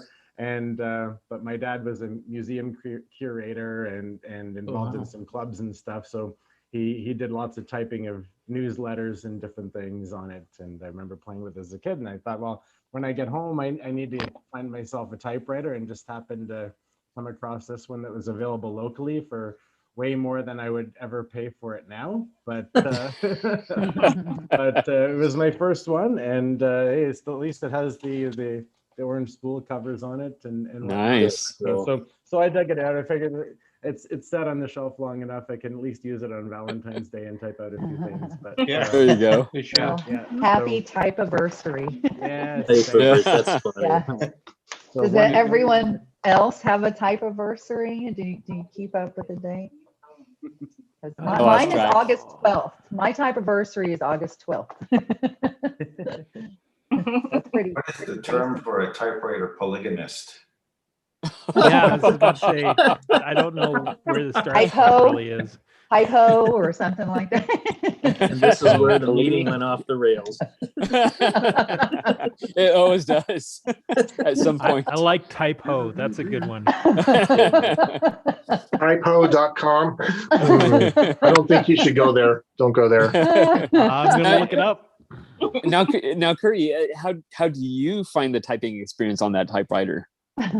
Well, when I first got it, of course, I didn't know any better, right? But yeah. then as I hear from more people, well, yeah, it's just the guts of a letter or whatever, just put in a different shell. So, I mean, it's not bad, but it's clanky.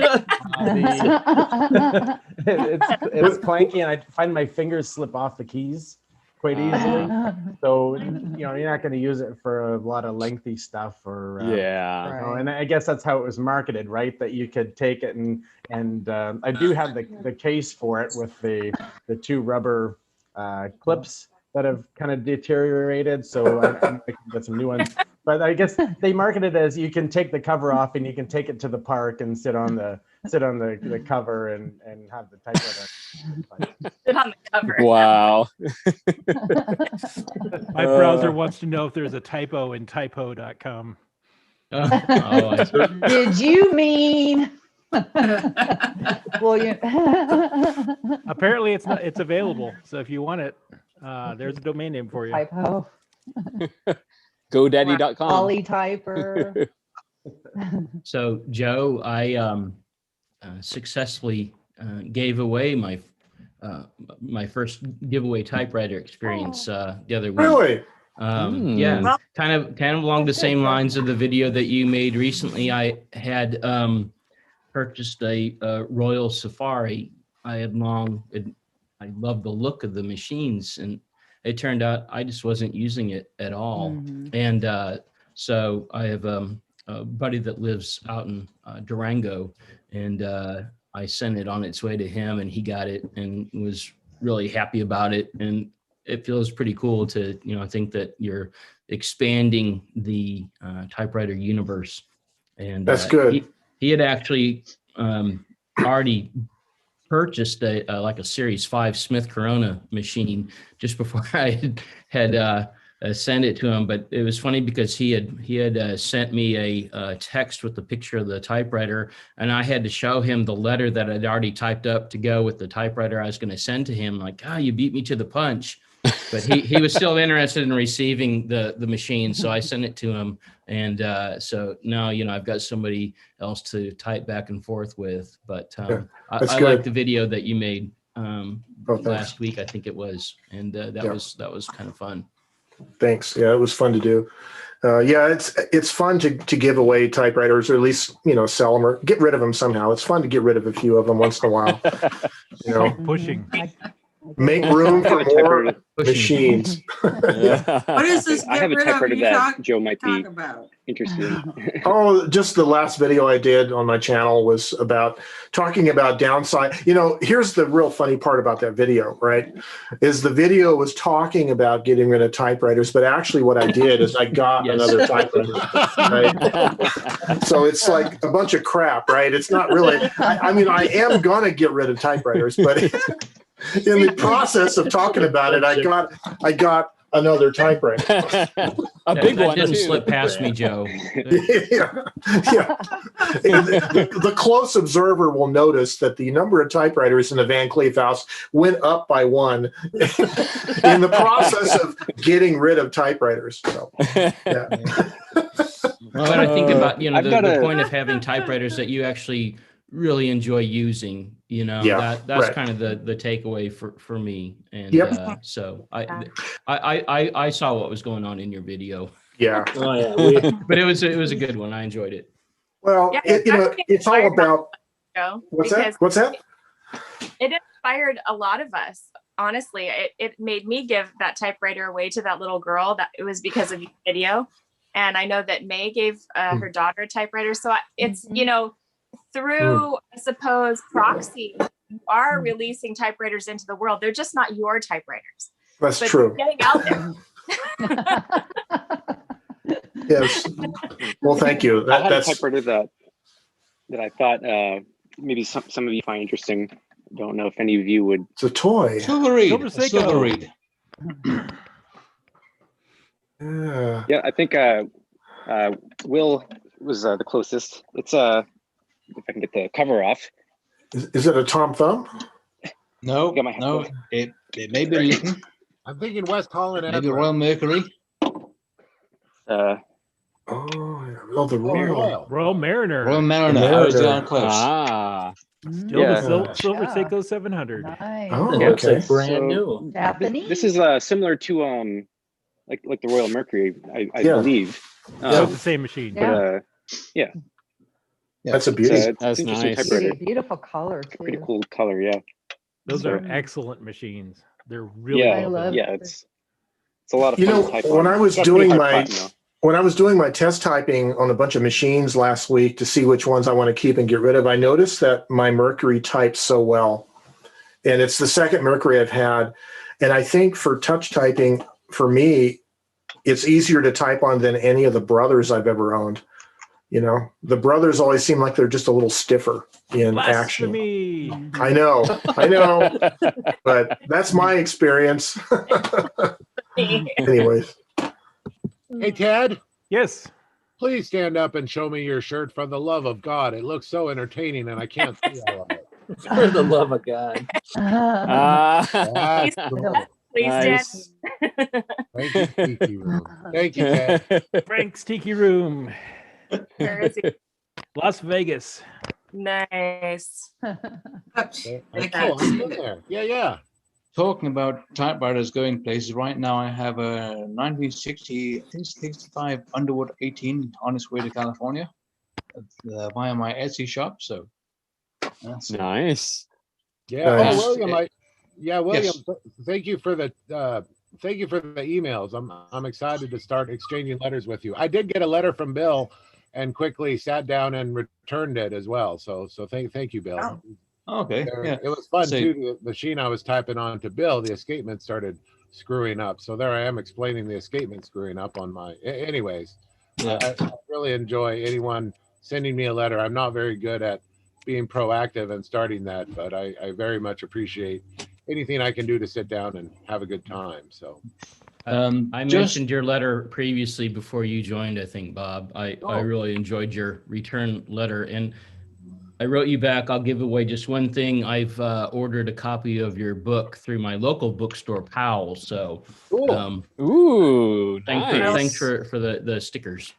Yeah, cool. I'm excited to see. Yeah, feel free. Please know my book is not rated E for. My book is rated E, meaning not for everyone. That's how that works in literature. So almost likely. Maybe that was like my letter to my typewriter.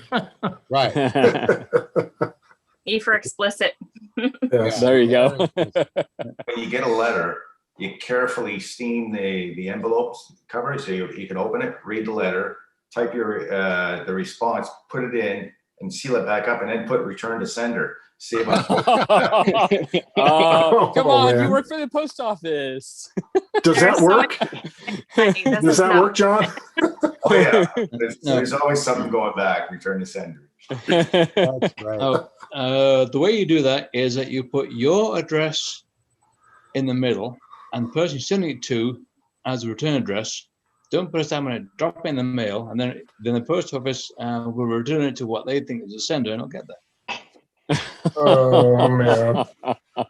Well, the other it one was I bad. liked was take your junk mail and take the envelope from your junk mail, put anything you want in it, and return it to give the U.S. Post Office the business. You know, so it's a return mailer, you know, from junk mail. And I was telling someone about it the other day, just as I opened the bill for my P.O. box, and my P.O. box went from $112 last year to $146 this year. Then I start bitching that the USPS is charging me way too much money for a freaking P.O. box in the same, you know, breath that I'm telling them, how do we support the U.S. Postal Service?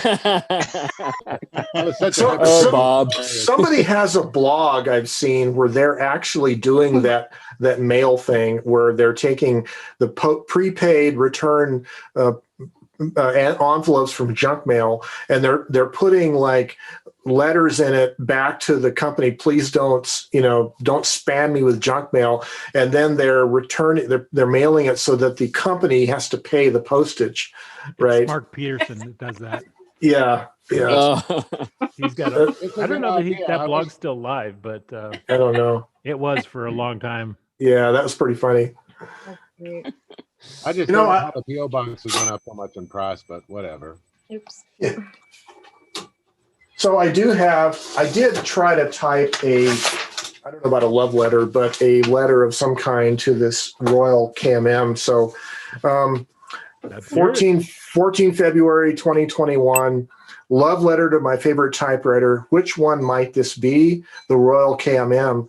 Totally redone by John Lewis. So now I've got to write a love letter. How do I write to something that's one, inanimate, and two, a newcomer to the fold? I can only say that I love the heft and size of the machine. It's shiny black textured finish with shiny chrome trim. I love the feel of the keys, so much better than even the finest portable. This may be hard to believe, but the touch is nicer than any Hermes or Olympia I've tried. I like the sound of the machine and how I can so easily touch type with ease and comfort and speed. So that's it. That's basically all I got so far. Excellent. Yep. Very I had a feeling you were gonna do one with that typewriter. Yeah, it's how it is when you buy or acquire a new typewriter. It's always your current infatuation, right? I'm always in love with the one that's in front of me. Really. Yeah. I know, huh? Yeah, exactly.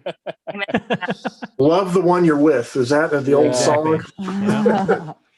If you can't be with the one you love the one you're with. Yes.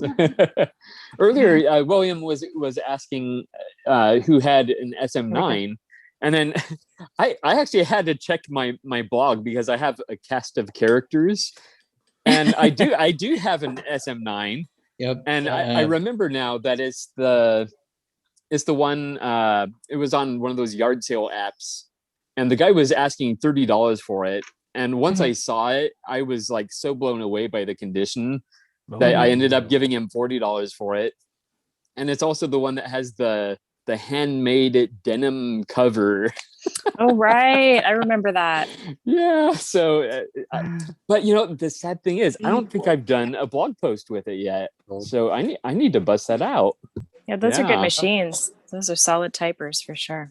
Hey, Sarah, I see you have a little gizmo there on your desk next to your typewriter. Could it be the Speedy Spooler, Sarah, that you have with you? Well, Joe, you have excellent vision because this is true. I have also received a Speedy Spooler from the great Bob Marshall and his amazing instruction sheet.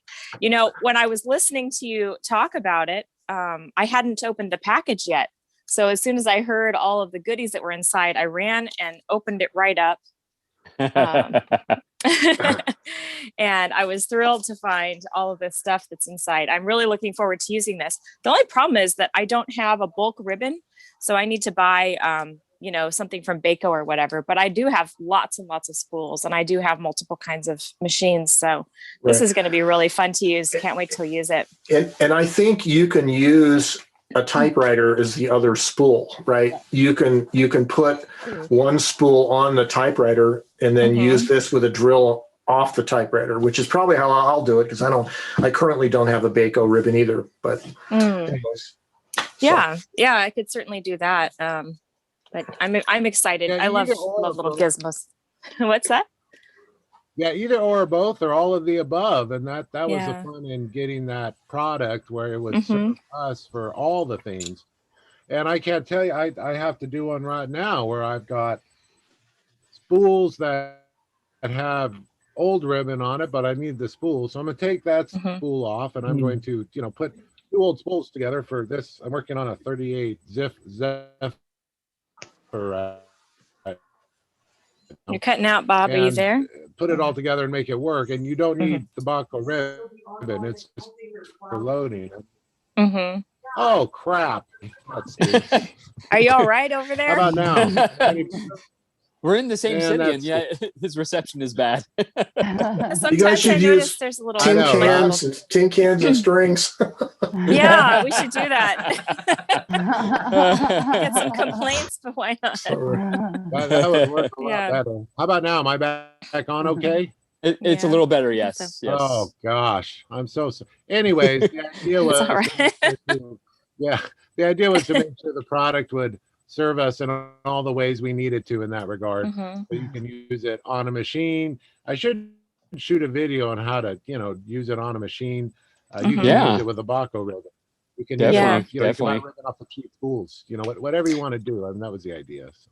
Yeah, I love it. Well, it's so well packaged, and that's one of the great things about it is you're going to need this little bag to keep all the parts together, but there it is, and it comes in such a nice, with the letter and everything. Well done, Bob. Really nicely done. Yeah, very good. Yeah, you're so sweet. It was nice to stuff some extra stickers in there for you. I really don't do that with people, but you know what it means. Aw, thank you. Well, I'm touched. Thank you very much. We did a fun little project this week. My kids and I, or my daughter and I, you've probably seen this on Amazon. Oh yeah. It's a little typewriter puzzle. Yeah. So we got I saw. that and we put that together yesterday. And it's fun because I've cleaned so many Royal Quiet Deluxes that as I was putting it together, I was noticing the magic margins and the old what are those things called? The knobs, that how they always get so yellowed and disgusting looking. And I was, thinking about it. I could even smell the typewriter while I was putting the puzzle together because it was bringing up all these memories of ones I've cleaned. So anyway, it's fun. I'll see if I can show you a picture of what I put together here. There we go. Oh, very cool. Very cool. So I didn't write a love letter, but this one has a love letter on it. There you go. Heart-shaped love all over it. So there you go, that's folks. Extra credit. Yeah, and my daughter said right off the bat, she said, "Well, Mommy, this one's okay, but it doesn't have the push button release like mine does." She automatically, I said, "Well, it's got this little lever, but it doesn't have that nice thing, on the blue one." So, you've got typewriter kids when they can identify all those little things. Yeah. You were talking about you could even smell a typewriter. I forget who it was who did the blog post on the scent of a typewriter. Lean over and have a good sniff of your typewriter. Oh, I thought so. Yeah. I was the one who did the response about the smell of my grandfather's old model trains. Yeah. It can always be a variety of things, right? Because some of these machines smell like mildew and mold, and some of them smell like, tar from the street, and some of them smell like old cigarette smoke, and it's like this whole aroma. And then of course the old mildewy ribbon from the old machines with that stuff really on the deep inside there. So you get up close and personal with them, you get to know them. Yeah. Well, my SM9, my first SM9 is actually, it smells sweet is the best word I can describe it. There's like a little perfume or something left in it. And, that's nice. And my wife's like, God, that typewriter smells good. It's really amazing. It's very unique. That's it. I'm going to start dipping all of these guys in Eau de Chanel number 5. It's very subtle, but it is. It's sweet and unique, and it's destined to always be my favorite typewriter. Would that be like a cigar smell? No, it's literally a Like a perfume? like a little bit of I don't know who owned it in the past, but it's almost perfumey like. I don't know how to describe it, but it's nice. It smells nice, Wow. I'd love to smell that. Someone should make My Royal Quiet Deluxe smells like mineral spirits. Does it? That's Joe's what I going to used be to clean back it in a with. few. And I like that smell. That's cute. He's put up his goodbye note. He'll be back in a few. Nice. Nice. So John, if I figure out how to do smell-o-vision on my blog, I'll let everybody know. Smell-o-vision. Now, can you tell where the smell is coming from in the typewriter? No, I mean it just in general. If you smell like the segment or the keys, or it's just there's a scent to the typewriter that's just nice. Okay. Man, you're Okay. lucky. I don't think any of us have had a good smell come out of a typewriter, but I would love to have that happen. I'm going to start spraying perfume on my machines, I think. There you go. I was thinking I had heard about typewriter ribbons that were scented, but now I'm thinking it was actually fountain pen ink. There's some companies PWZ smells like vanilla. Yeah, some companies send the fountain pen ink, so I think that's what I was thinking of. But we could be onto something. Scented typewriter ribbons. Yeah, I like this. I'm liking this idea. Well, I sprayed some of my felt with essential oils of lavender and peppermint. I've done the same thing too. Oh, that's a good idea. Yeah. Are you using carbon paper? Oh, Diane, you know what? It looks like it, but I'm not. I'm actually using construction paper. Oh, and then paper.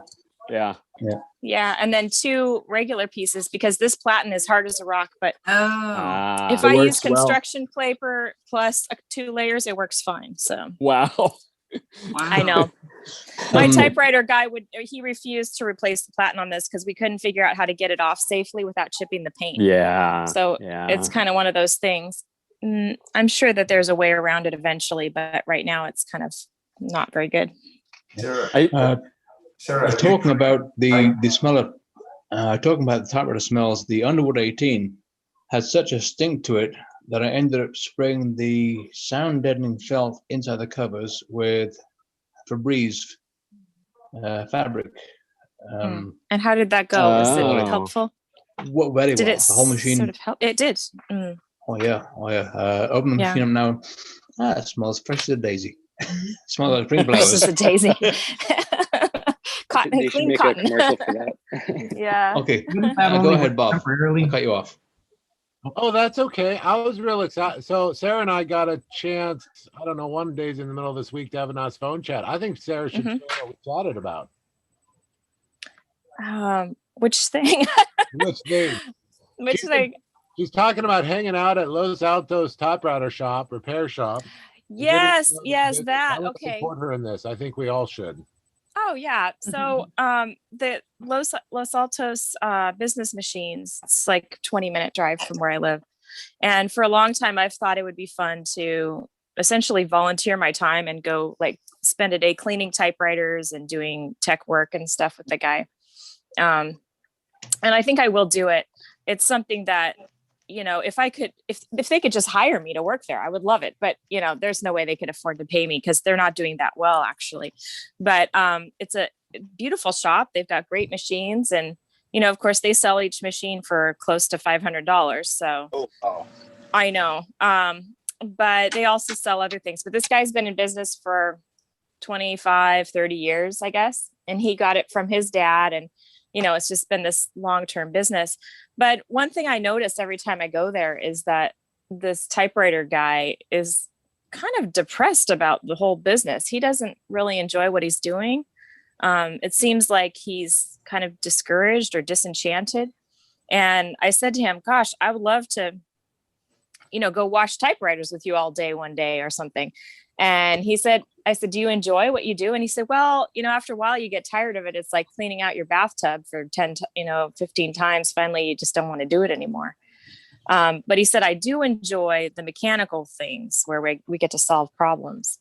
So I found that interesting. And he does actually repair Selectrics and likes them. I can't understand why, but he does. So I'm not a Selectric fan at all. But yeah, I took a couple Platens up to him to have him, basically that's the one thing I haven't taught myself to do is remove the Platens and send him off. I actually let my guy do that.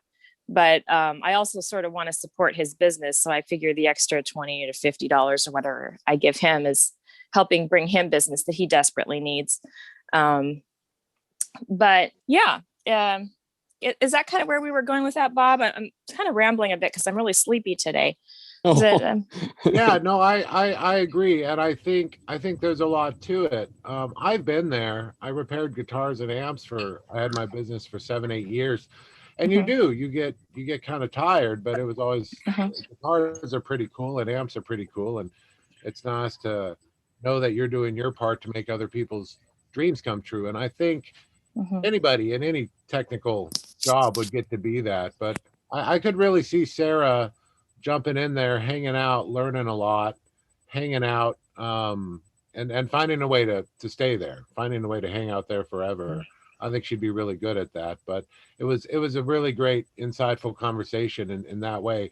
This guy already has everything set up. How do you find a way to get, put your teeth in it and keep it going? I think the future too will include pens and pencils and all sorts of other analog writing instruments. Right. And I think this was kind of what we were saying, Bob, was that I would love to have, I mean, it's a pipe dream and I don't know if that's realistic at all, but I always drive by this little shop on Park Avenue near where I live. And it's just begging to be a typewriter storefront, and to have like cute little typewriters and then, fixing them up in the back and have every kind of ribbon and accessory you could possibly want and type-ins and, that would be so all that cool. kind of stuff. I would love to, if I won the lottery today, I'd go make that happen. I don't think that, I don't know how realistic it is, but it's, near a school. And I think that it could be doable. You could actually start to get people, open up a shop again and get people excited with the right kind of accessories and activities and planning. But I do feel kind of sad for these guys that have done it for so long and they're just burned out. And I get it. And he said, yeah, get somebody who's enthusiastic. I hear people say, well, how do you get into a typewriter business? Or how do you, people have posted, how could you become an apprentice to one of these guys? And I think really the thing is you just have to show up and do it for free and view it as the best education you'll ever get. You have to be willing to do that. Yeah, even that's negotiable. I mean, I was a luthier repairing guitars. That was the term, luthier, somebody who works on luthier. Oh, that's right. And I would charge people to apprentice under me. It wasn't uncommon at all. I never had anyone apprentice for free. So there's that. Interesting. Yeah, and I don't know. That always seems to confuse people, but in the world of trade and learning trade, it is extremely common. As I've paid people to show my son how to do something. Well, there's value in that. There's value in that. Right. Yeah. That's I was thinking of saying, we'll work for Platens. I was going to say, I'll work in his shop. He'll comp me like one Platen, a month or something. So Sarah, yes. Some people might think I'm being overly optimistic or overly enthusiastic because I only got started in on typewriters just last year. But honestly, after watching the way things have played out with so many other analog experiences from film photography to vinyl records and so forth, I think it's only a matter of time until we start to see shops like what you're talking about become more and more common, because there are a lot of young people out there that are really clamoring for these analog experiences. Yes. And we've seen this. I've here now. This place has been around for quite some time, but here in Portland we have a place called Blue Moon Camera and Machine. And they mainly sell film photography gear, but they also sell typewriters. Now their typewriters are actually prepared by Matt down at Ace Typewriters, just down the street from them. So he's the one that actually prepares all their typewriters. Wow. But they put on like gallery displays for photographers, and they've done the equivalent for film photography of what you're talking about for typewriters. And I think there are just as many people, if not more, that are interested in writing that will want to bring an analog experience into that. as there are for people that are into film photography. So I think it's just a matter of time until that begins to happen and becomes more common. I won't be surprised at all to see that happen. And if I'm wrong, I will be somewhat surprised. So we'll see how it goes. Bill, there's a coffee shop that just opened up in my neighborhood called Rust is Gold Coffee. And oh, cool. they're into kind of motorcycle racing and coffee and vinyl records and old and that sounds like classic classic stereo systems. And our typewriter group, when they used to be located at their other location further away, in 2019 I was going down there and we had a few typewriter meetings and they remembered us. So when they moved up here within like walking distance from my house, so I went over there last week. They still weren't open for customers because of the lockdown in the state of New Mexico. But actually this last week, the governor opened up businesses like that for 25% capacity. So I'm going to try to make it down there. Maybe not this week because it's cold, but make it down there and bring a typewriter and, and kind of get back to what we were doing a couple of years ago. And hopefully that whole thing is really important. I think, Bob, you mentioned that whole analog experience is what people are looking for, in not just typewriters, but film, photography, and a lot of different things. And, got to attract to anyone who, yes, in the analog, but if you can find a way to attract to anyone who wants to write, be it their life story, be it fiction, you have to attract to the person who wants to write. And we learned that a long time ago in the guitar and amp industry. I repaired guitars for rock stars. I still have rock stars who show up to my house bringing me their stuff, and I was fortunate enough to grow up with a few rock stars. However, they were like 10% of my business. The other 90% of my business was guys who dreamed of being rock stars, guys and girls who dreamed of being and those are the people you got to reach out to. If you're dreaming of writing your life story, start with a typewriter. Oh, you don't like to type? Start with a really great fountain pen. Oh, you don't like? Start with a really great pencil. There's a movie I found the other day. It's all about the number 2 pencil. Yes. Pencils are a big deal. Yes, pencils are huge, believe it or not. There's actually a book called How to Sharpen a Pencil. Really? Yeah. Oh my gosh, that's great. I think he has a YouTube video too. I forget what his name is, but it's pretty funny because he's got a really dry sense of humor. He's like really sarcastic. I love it. It was funny because it was actually passing through our library. It came for someone to put it on hold. And as I was looking at it, I was like, oh, I should like keep it on request and not put it on hold yet and just check it out myself. But that would have been wrong. So I went ahead and put it on hold for them. So but then I didn't see it again. So this talk about pencils reminds me of a little limerick by Spike Milligan. Said Hamlet to Ophelia, I'll draw a sketch of thee. What kind of pencil shall I use? To be or not to be? Yes. That's a good one. That's good. Now when you said limerick, I was like, is this going to be safe for YouTube? There was once a man from Peru. Let's not go any further there. Just don't do it. Don't do it. I'm trying to look for my pencil sharpener. Speaking of how to sharpen a pencil, a few years ago, I saw one of these internet articles about pencil sharpeners, and it recommended the pencil sharpener with 2 holes. One of them you sharpen, you remove the wood, and then the other one you actually sharpen the lead. And so I have it somewhere around my cluttered office, but it works pretty good. Makes a really sharp point. Nice. The sharpest point is a mechanical pencil. I am to mechanical pencils as some of you guys are to fountain pens. Yeah, there she is. Oh, nice. I love this. Oh, Blackwing Palomino. Yeah. Right here. Oh, you've got one. Oh, with the black case, Blackwing, right? With the there it goes. With a wedge eraser. Yeah. Oh, And these that's a thing of erasers, beauty. these erasers you can extend them out. And so, Oh, no you way. know, has all this lead extra eraser, that you can extend out. So yeah. Oh, wow. That's It's really beautiful. work. Wow, look at that. I like it. dig I it. got to get one now. Pencil glamour. Yeah. All of Yeah, our no, I think typewriters. that'll be the future. May's got Pens, something there. pencils, typewriters, old press Mhm. machines, you know. And I hate to Yeah. say it like that, but anything that's like free press and not attached to Google, you know, I think that'll be the word. Like, I think that'll end up being a lot of the future. I have no Yeah. plan to make money on it. I'm just going to sit here and repair typewriters and try to get it in the hands of people. I mean, So I there's can no kind money of, in what I do or the way I do it, but it'll be real exciting to see where the future goes. But I think it's going to be attracting anyone and everyone who wants to write. How do you do that? Yeah. Agreed.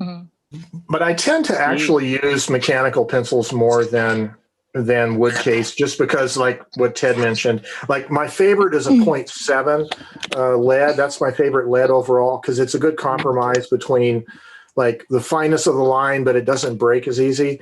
But my friend Ethan recently gave me this grip, what is it called? Graph gear. And this is a 0.3 millimeter lead. And it's so sharp, it does break way too easy. Oh, But interesting. it is for really fine lines for sketching, it's pretty good, but it's not really good for writing. It's too fine of a pencil. But Looks like it has a Okay, nice Eric. weight to it, though, and the grip looks yeah, comfortable. it does. It I does. have Yeah. advice for you. Yeah. What? You got to jump in there and use your voice. Who? He keeps trying to start talking and Who's gets this? overridden. well, no, I don't want to Eric. interrupt Oh, anybody. I was just yes. gonna say, kind of going back to what Bill was saying.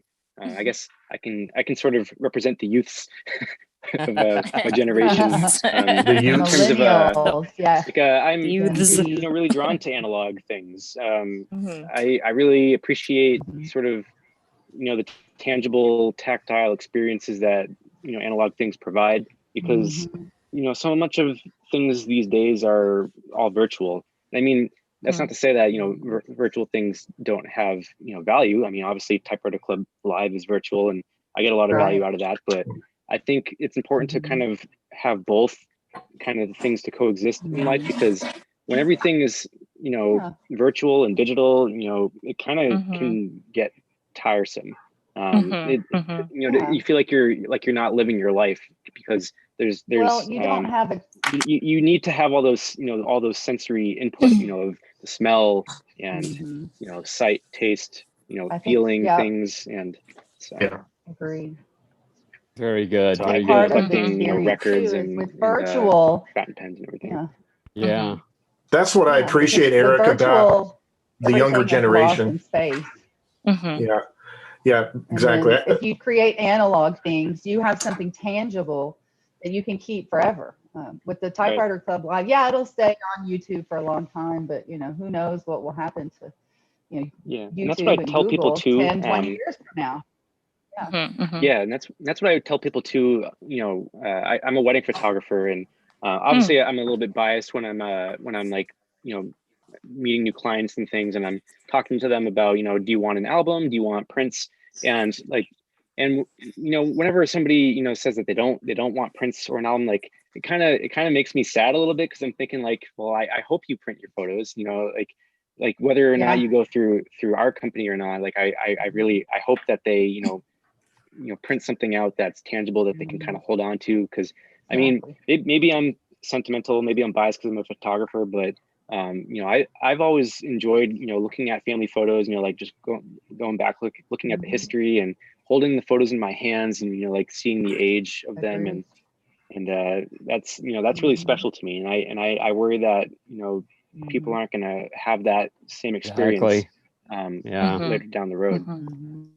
Yeah, it's like how often do people go back and look at their digital photos? Yeah, I think they exactly. tend to get lost more easily than like if you had an actual photo album. So those it's digital devices will actually disintegrate over time. yeah. I mean, we Hard always get drives people will saying die. we used to deliver all USB of drives our will die. photos on CDs, back when that was Yeah, like the exactly. primary Yeah. method of delivering things, and And we get Yeah. people, from 10 years ago saying, oh, like, our CDs don't work anymore. Like, you still have the Right. photos. CD and it's rot. like, Yeah, I've No, got that's it. floppy That's disks. it. That's the You know, data still right have there. floppy disks.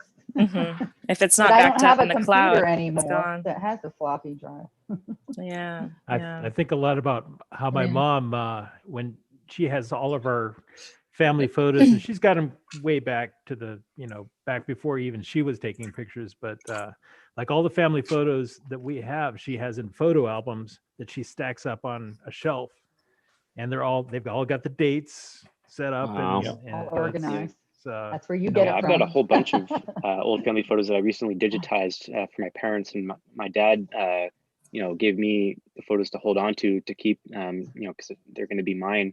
And actually, I've got a photo of my grandfather and my grandmother when they, from their wedding, and other than the fact that he still has hair in this picture, like he looks so much like me, it's scary.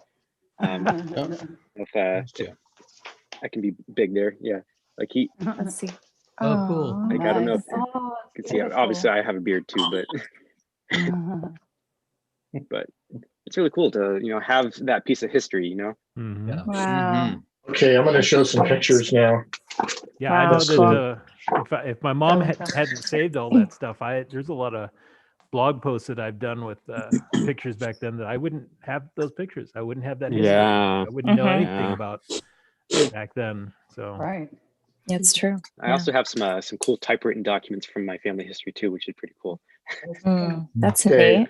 so this picture, you may be able to tell, my dad is on the right. This is in World War II. Oh, Wow. wow. He was he was an aircraft mechanic with the and he was an American fighter squadron, and they went through North Africa campaign. And this was a kind of a typical tourist shot that the soldiers would have taken at you can see the Sphinx in the background there here. But anyway, Wow, yeah, so that's kind of cool to see. Oh, yeah, That is a neat my picture. I grandfather- like that. My grandfather on my mom's side was a soldier in World War II, and he was one of the soldiers that liberated some of the Holocaust camps, some of Wow. the Nazi death Wow. camps. So he has pictures that he took from that too that I have that are they're special. So Wow. obviously kind of graphic, but still an important piece of history, something that Definitely. my grandfather Absolutely. experienced. So we vote I yes have for photography. Yes. So That's Eric, wonderful. I have an archive of hundreds and hundreds of digital photos that are archived in the form of 4x6 color prints. And I have them in a special box, and they're all just there. And my hard drives might eventually die someday, but I always have these pictures as the remaining physical artifact of the photograph. So it's kind of fun to take a digital camera and archive the images as a RA4 color print, because those do last a long time, Yeah. We do have.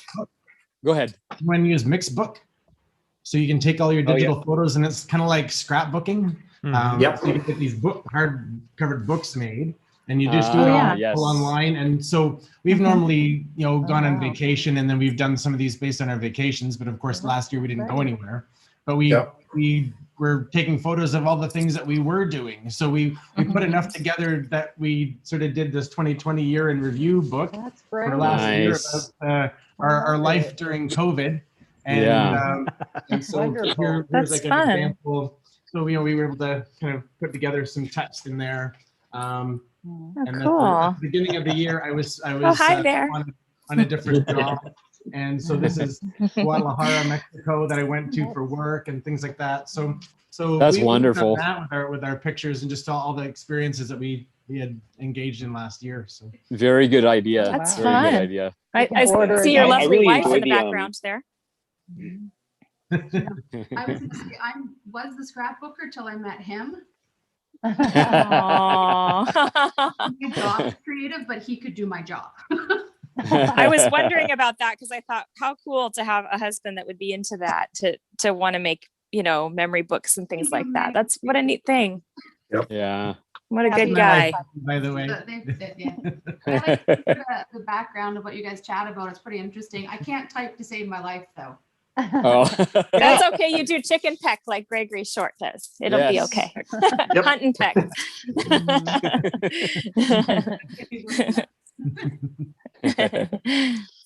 So Very Eric, I cool. really enjoy the Instax prints too, like the little I love the little those. tiny prints. I don't have one here, but I could go get one. But I Yeah, print out my a whole daughter bunch of likes those, and a that. lot of times when I send letters to some of my friends, like I'll include like a picture of the typewriter in there and send it to them. Like if they're not a typewriter person and they don't know, Oh, typewriter. look at that. That's neat. Yeah. That's cool. Oh, Wow, wow, Jen. look at that. I That mean, is a Will, fabulous photo. That's amazing. Yeah. Wow. That's my History. parents, and my father was stationed in Germany, and they went over to Holland. I was going to say they're wearing wooden shoes, aren't they? Yeah. It's, Oh, one of those. yeah. Wow. Yeah. Good eye. Wow. That's amazing. Are you Wow, sure that that's not you? Right? Right, Very exactly. strong It's like resemblance. you. Yeah. do do do do do do do do. I know, like So Bill, I was going to mention, you're in the Portland area, right, Bill? Yes. Yeah, I was going to mention years ago when I was up in Portland at the Portland market, they used to be over by the bridge, whatever, downtown. There used to be a vendor that would that you could have wooden shoes made. He would measure your feet, and then you come back like 2 months later or whatever, and he would have your shoes ready. Wow. Wow. Oh, that's don't cool. I ever didn't know recall that. seeing. I've don't been to remember the that. Saturday market a couple times. It's been Yeah. a long time now, though, but Yeah. I never recalled seeing wooden shoes made. So that's No. Yeah, pretty this was back in the 2001 time frame when I was over there. But yeah, yeah, it's a lot about the of- time we moved here. Wow, Yeah. cool. Interesting. I have this is just a photocopy of a photograph. You guys see that? Mhm. That's my grandmother right there. Oh, that's cool. Yeah. I don't That's know. That really must have been the neat. 40s or the something. Oh, so that's not you in the arms there.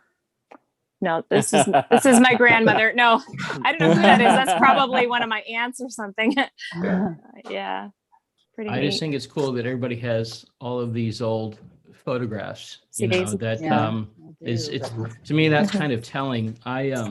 Mhm. I'll try not to get too far astray here, but Eric, your comments are making me think of this. When I was a kid, I was really big into dirt bike racing, and we used to go watch some of the national races around the country. And last year, I bought a film scanner so I could scan my old transparencies. And I posted a number of these photographs that I had taken as a kid and put them up on Instagram. And a number of people that still like to go back and look at old vintage motocross. I discovered all of a sudden within a couple of days, I had a couple hundred subscribers, where before I think I had like 5 or something. Wow. And the funny thing is, after a couple of weeks, I pretty much had scanned everything that I had that was worth sharing. So now I've got all these people like turned into my Instagram page, but I've got nothing else, to put up along those lines. But it's funny because these were images that nobody had seen before because they're just some kids' photographs, but the staying power of film itself is just, had I put those on a CD, hard drive, or whatever, I don't know that I would still have any of those images today. I'm reminded of the movie, the film Blade Runner, and in that film, the original film, there's a scene where one of the androids that they're trying to capture has a whole pack of photographs, right? And Harrison Ford's character is going through the photographs and trying to forensically figure out stuff. But the fact that this android finds his sense of identity through these photographs that are really just like fake memories. They've been implanted in his head, and these are like pretend memories of a childhood he never had. But I just find that was very symbolic of a lot of things about photography, that we kind of find pictures important because they represent the past. But I have a couple I want to show you. Just these are not really like timely photographs from long ago. This is cool. an interesting photo that was a lumen box photograph. So you take a piece of black and white photo paper and you stick it in and you wet it with water, and you stick it in a box camera that has a fairly fast lens, and you leave it for about 20 minutes. And the black and white emulsion self-develops, but it turns into color. And this was a scan of and a negative reversal. So it's a positive, and then it digitally printed. And then this is my grandson back when he was like 7 or 8 years old. And he was showing off in front of the camera. And this is always a great photo. And then this is a more recent one of a house of cards that I was playing around with. And then this is the cow dog food truck in Marfa, Texas, right? In Marfa, Texas. And then this is in Marfa, Texas also, is the Royal Mercury and a glass of beer. And there's probably a cigar, but not in the picture. But anyways, just a few little photographs for you guys. But these are like mostly digital photos, right? But they're archived as prints, which is kind of cool. Mm-hmm. They're printed, That first image, Joe, reminds me of the Knights Who Say Nich in the Monty Python. It looks like one of those knights to me. It's just looking up at a tree, and the lens. This was a guy in Spain that makes these laser cut little box cameras with a single element lens. It's like an f3.5 lens, and you put a little square of photo paper in the box and leave it out in the sun for about 20 minutes, and it makes these interesting little images. But that's pretty wild. Anyways, yeah. Well, I was going to bring this full circle, thinking that, you know, the beauty of the typewriters is that, you know, we end up with the equivalent of the printed photographs with our typed output. So, you know, like the letter that I got in return from Bob on his long sheet of paper that he had hanging from a curtain rod is like, how unique and cool, you know, and this will go into a drawer and I'll have it. And you know, I don't know how many emails I've lost over the years, but my letters, you know, they'll be with me, and barring a fire or something. And so there's just something really cool and endearing about that to me. That is just one more element that, you know, the typewriters themselves are cool and great. And obviously I love them. I geek out on them just like everybody else, but it's what we produce with the typewriters that are really special to me, you know. Exactly. Yeah. And you It's know that sense what's of permanence. also special. Yeah. And you know what's also special about like typewritten letters too, you know, versus emails. Even if you did have a fire and you lost some of those letters, I bet you would remember some of the content of those letters, whereas you probably wouldn't really remember the emails very much. Exactly. And so even though you know it's something that can be lost or destroyed still, it's something that has a little bit more staying power and a little bit more meaning. Yeah. We do have a few people in the comments, and one of them has a question for Eric.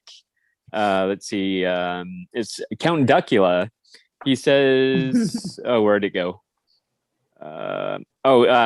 He's asking if you have used Photoshop to restore your old photos. Yep. Excellent. Yeah. And then we have, let's see, Lynn Johnson is still, or Johansson, I'm sorry. Lynn Johansson is still hoping for a maintenance manual for her, what was it, Torpedo 18. Hoping that someone has happened upon one. So if anybody finds a maintenance manual for the Torpedo 18, let Lynn Johansson know. And me. Yeah, there you go. And Ted Monk. We'll give it to Ted Monk. He'll put it on the website, and then Lynn Johansson can have access to it. There you go. Yes. If we find one. Speaking of all the camera stuff you guys were talking about, I was looking in a closet, and lo and behold, I found a couple of the lenses that actually go on that camera in my living room. Oh, cool. Oh. That would be fun to see. Well, I've got to go. We're taking Mum for lunch at 12:30. Here is one of them. Well, say hello to Mom for us, William. Yeah. Thank you, William. Happy birthday. We'll see you Don't next forget time. your wife on Valentine's Day. Well, Hi. It's Mum's birthday today, and so the wife and I are taking her out for birthday lunch. And speaking of letters, when my first wife and I were still dating, we had a long distance relationship, like 800 miles. We would write each other's letters every month or so. And I still have all the letters that we both wrote. Wow. Let's say my first wife lost the battle to cancer in 2002. So it's not like there was an early divorce or anything. So I still have all the memories, all the letters, all the cards and everything. So, well, I've got to go. Take care, people. We will. Thanks, William. Good to chat with you, next William. week. Thank you, William. Okay. Yes, happy Valentine's Hi, Day. And happy William. birthday to your mother. Thanks. Bye. That's so Bye. sweet. Yeah. So Diane, how big of a lens is that? That Wow. is a 19-inch f4. Wow. Wow. It That's is nice. it's a Varium, a Wallensack Varium f4. Interesting. It That has only goes up to the 22. studio shutter back here, and behind the board there's a Packard shutter. Wow. Let me get the other lens that I found, or that I refound. Fortunately, all these were actually in the house, which is good. What year is that machine, Diane? That camera, the pro who I bought it from, or the son of the pro, it was one of those things. He was a pro from the 30s, from like the 30s through the 80s. So because it looks very old, but I'm surprised to see that the lens has little numbers engraved on it. So I'm wondering if that was original to the box or if that was added later. Oh, when you say it has numbers engraved on it, you mean numbers? these numbers? Yeah. Yeah. That's just a shutter. Right. Yeah. I know, but did they make lenses like that, like 100 years ago? I don't think so. Did they? No, and I have one. Whoops, I have one of those too. Let me. So I'm just curious about how old the actual camera is versus the lens, and if they came together or was added later. I don't know. I don't really know the history. Okay, I was just curious. I think, Sarah, the lenses that came with 100-year-old cameras generally were like brass lenses, and they had oftentimes, instead of an adjustable f-stop with a ring with a dial you turn, it had separate little metal plates that had separate size holes in it. They were called Waterhouse stops, and you just insert each individual f-stop plate into a slot in the side of the lens to adjust the aperture. And then typically a real simple lens, like either a barn door lens or a shutter, that had one speed, or a pneumatic shutter later on, like the Packard shutter. But yeah, there's an old brass lens, like a barrel lens, right? Okay. That's what I was curious about. Yeah. That's a beauty. Yeah. That's neat. Cool. Yeah. And I have like 4 or 5 of the stops. Here's one of them. Okay. Obviously, I would have to put it in a different kitty cat. way. I have it She's the wrong looking. way, but that's okay. Okay, nice. That's almost like when you go to the eye doctor and they, drop in some new lenses or something. Yeah, these were studio cameras, right? So they were set up in studios for portraits. So they obviously didn't need to be as portable or as quick acting as a snapshot camera, Right. There's a show that I've watched. I don't know if it's too weird for you guys, but it's called Dead Still, about a photographer in the, I want to say, early 1900s who was photographing like people that had died. Basically, it was a thing that they used to do, but he was also solving murders. It's a show on, I don't know if it's on BritBox or Hulu or something like that, but it's actually, he takes one of those cameras and he takes it to everyone's house. So he's got this huge setup that he carries with him everywhere he goes, like that. Wow. And people are kind of rediscovering. Yeah, the people are rediscovering these cameras for using with like wet plate collodion and processes and tin types. People are kind of rediscovering these old processes again because they're physical, right? Yeah. It's really cool. I would love to use one and make a real picture from it. This one actually has a serial number which dates it to the I believe it's 1884. Wow. Cool. It's a Voigtlander with a number 7. But yeah, it's like serial number 28872. Wow. And those are wrought iron feet too. Looks like the base. Yeah, on the camera stand. Oh yeah, on the base, yeah. Oh yeah, I see. Wow. I see. Yeah, I'm like, what are you talking about? I know. Good eye, Sarah. Sorry, I'm a details person. I was just gonna say you're detail oriented. Very. It helps me with my job. So yeah. Yes. So this is the era when Voigtlander actually was in Germany, not in now. Voigtlander is a Japanese licensed company. Yeah. Right? Cosina Voigtlander is now Japanese, but yeah, this is back in the era when it was German. Yeah. Yeah, the little script Fascinating. says Wow, that's beautiful. Look at that beautiful writing on the side. Oh, it that's says- gorgeous. I think it's Vienna. It says Wien. Yeah, Wien ist die Hauptstadt von Österreich. That Right. means Vienna is the capital of Right. Germany or of Austria. Wow. Sorry. Right. Yeah. I took German in high school, so that's what I remember. I took some in college, and because most of the old chemical literature for chemistry was written in German. Oh, look at that gorgeous script. Love it. Wow. Amazing Yeah, detail. They don't do it like that anymore. No. Diane, totally you cool, need to though. get some paper negatives in that thing and start shooting it. Yeah. Let me actually set this back in here so it doesn't Shoot some fall this typewriters time. and cats. There we go. There's the waterhouse stop in place so that it like doesn't Oh yeah, fall. right. Nice. So Lynn Johansson in the comments again, she says, wow, FedEx just delivered an Olympia SM7 1962 on a Nice. Sunday. Crazy. Congratulations. Yeah. That's a Yeah, good- very nice. It's a red letter day. That's wonderful. Yeah. Literally. Very cool. Yes.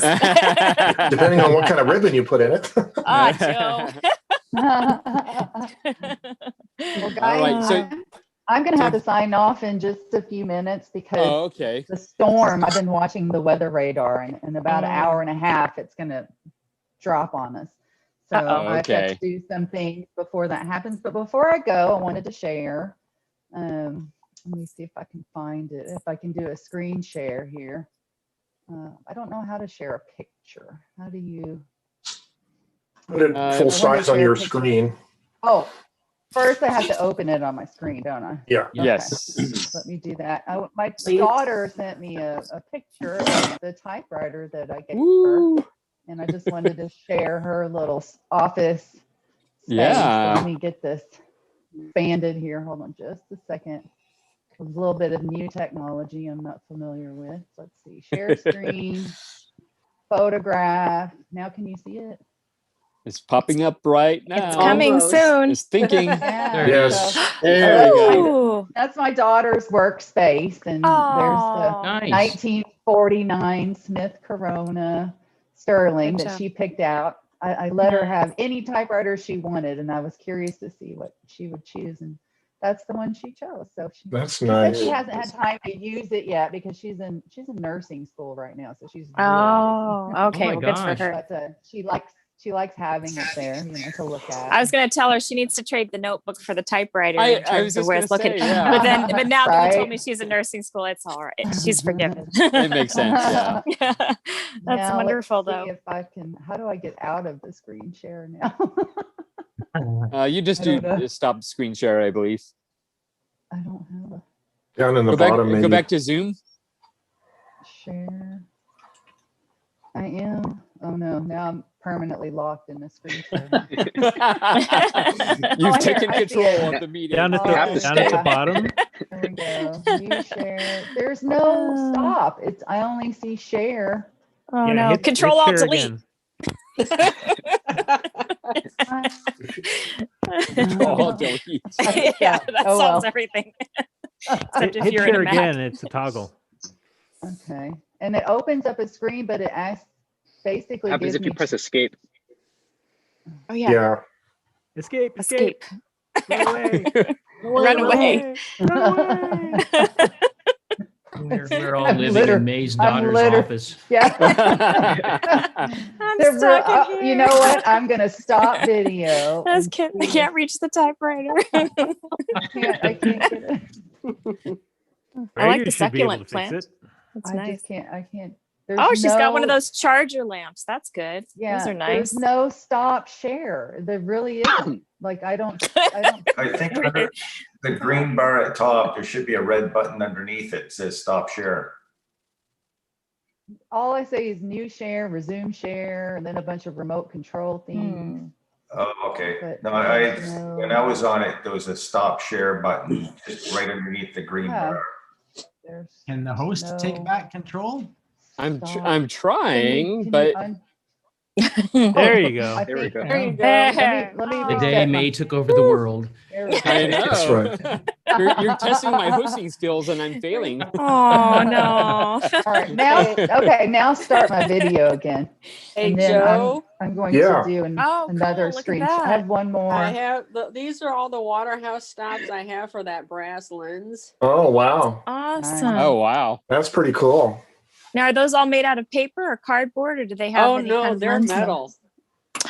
Oh my goodness. They're probably like some kind of coated brass or something.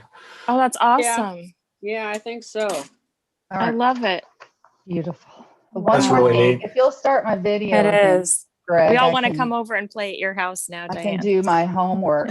That's right. I would love to you actually go. use this camera, but the thing That is is, the cool. last time I tried, I put it at the like one end of the house, and I was focusing on the TV at the far end of the living room, and it was like barely in focus. I think this thing is like 600 and some odd millimeters long. Oh, yeah. Wow. You need a shorter lens, probably. Yeah. Or a longer Pictures bellows. of the moon. Well, or to shoot outside when it's relatively warm, I could set up a card table outside and put the camera on it. There you go. Stand out. Oh wow, that's fun. Yeah, when it's warmer out. Yeah. So Lynn Johansson says that the typewriter was packed poorly, but seems okay anyway. Lightly used unit, no major issues so far. I like the touch, bought it to be used. Excellent. Wow. Oh, that's pretty, May. Here we go. Oh, nice. All right, so Wow. this is my love letter. So Whoa. can you see the screen? Ah, Yes, we can. Am I doing it right? Okay. Your signature is So- really pretty too, and it goes with that Dear- cursive. Thanks. You still have to Dear read it to us, though. California. Yes, dear Aw. California. Oh wow. When I first saw your photos, you reminded me so much of my first typewriter that I knew I just had to have you. Your ample curves, thick hands, and pretty typeface are irresistible. When we Aw. finally met in person, I admit that I initially thought I made a mistake. I'm not into dirty typewriters, especially ones that don't work. Still, I was determined to give you a chance, slipping you into a hot bubble bath and scrubbing your segment really opened you up and made you shine again. Oh my goodness. Racy. Yeah, right? And so all you needed was a little TLC from someone who believes in you. I'm happy to be the one who saved you. All I know from your past is that you came from Japan and lived in Southern California, hence your new nickname, California. You remind me of what an Arkansas lady thinks of California. You're sleek, modern, expensive, stylish, and you have everything a creative person desires. Now that we are better acquainted, I truly appreciate your special features like your paper injector, push button ribbon selector, and end of page indicator. Yeah, you are big, heavy, and wide, making you perfectly stable, nimble fingers. Now that we're together, I should tell you that I am not monogamous when it comes to typewriters.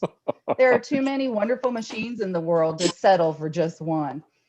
As long as you're okay with an open relationship, We will create many fun and beautiful memories together. Forever. Oh my divorced. God, Man.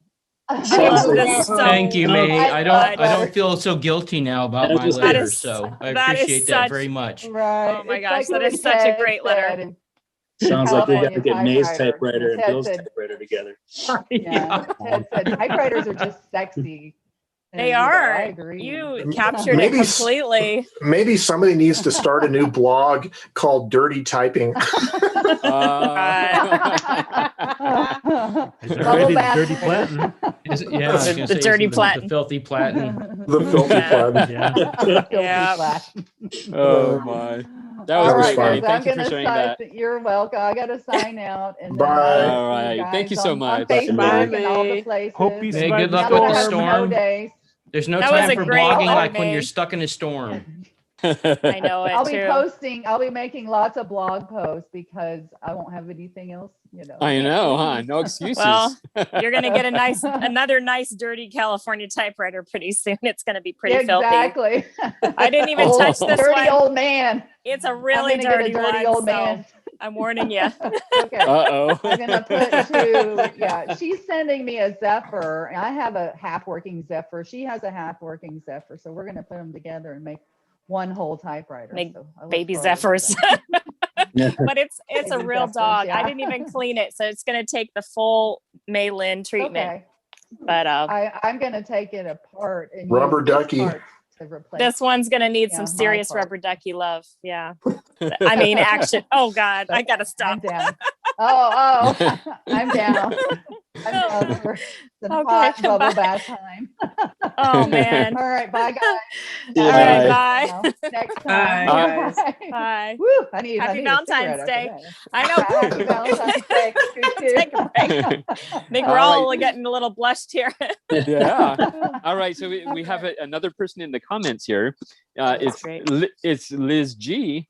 She says, "Hi everyone. Been watching you all for the past few weeks. What is everyone's preferred typewriter?" She says. Email. She says I don't really have one. I rotate and fall in love with the one I'm using. Mm-hmm. Yes. We've So discussed this already. This is the love the one you're with. We're gonna have like at the end of the show, it's gonna be love the one you're with. yeah. Yeah. Typewriters are girlfriends. You can typewriters are not girlfriends. You can have more than 10. It's not a big deal. Yeah. So That's true. They don't tend to get jealous of each other. Yeah, right. they don't really have hearts Not to break. even a little No. I Although think they there do are- complain if you don't use them enough. They get a little cranky. That's true. I think there are certain machines that are easier to love than others, though. Some are a little That's harder true. to love, right? Oh yes. It's true. For me, I was gonna say probably my favorite typewriter is a tie between my Royalite 65 and my Quiet Deluxe. Oh yeah. And I Wow. didn't do my homework for the assignment, but I was thinking of kind of a funny typewriter poem. I was gonna say if I was gonna write one, it would probably be to the Royalite, and I would say, "Dear Royalite 65, roses are red.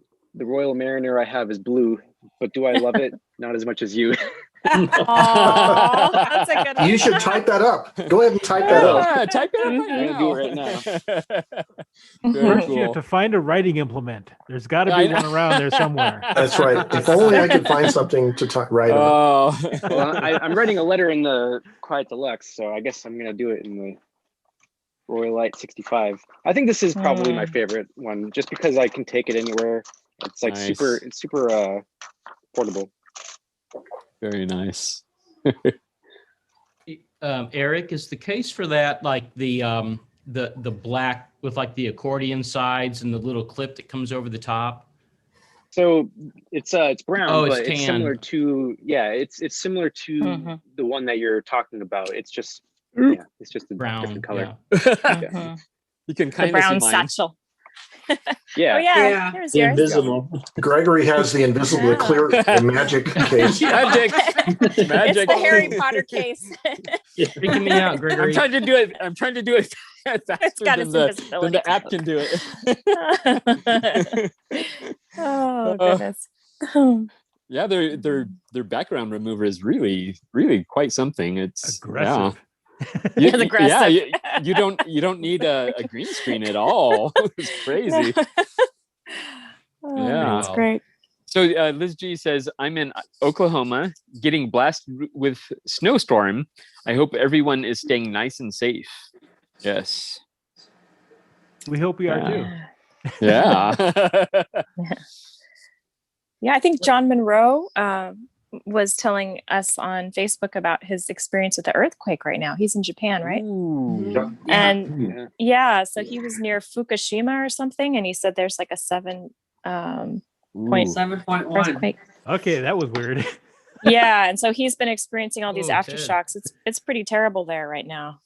He alluded to, in his Facebook post, he alluded to the idea that he sort of sensed the earthquake before the tremors actually started. There was something about it that he could sense. Really? That he's been able to sense before in other tremors. Interesting. And so the photo he posted was him lying on the ground, on the floor with pillows around him. And I guess he just went into that position, instinctively before it actually started. Yeah. Oh, I was wondering about that. That's really cool. Yeah. Well, I know that animals will sense, like my cat will act really weird before an earthquake sometimes. What but is I never Ted know till it doing? happens. What the hell is turning Ted on doing? the virtual background? And Whoa! It's decided my face is the it background. hurts me. You're a Smurf. It's like a Oompa Loompa. There we go. That's a little better. I like that better. There you go. It's decided my foreground is actually my background, so that's interesting. Oh, that's interesting. Always the He's got the luck of trailblazer, the Ted. Irish there. He's ready for St. Patrick's Day. Oh man, that's funny. Oh my goodness, look at him.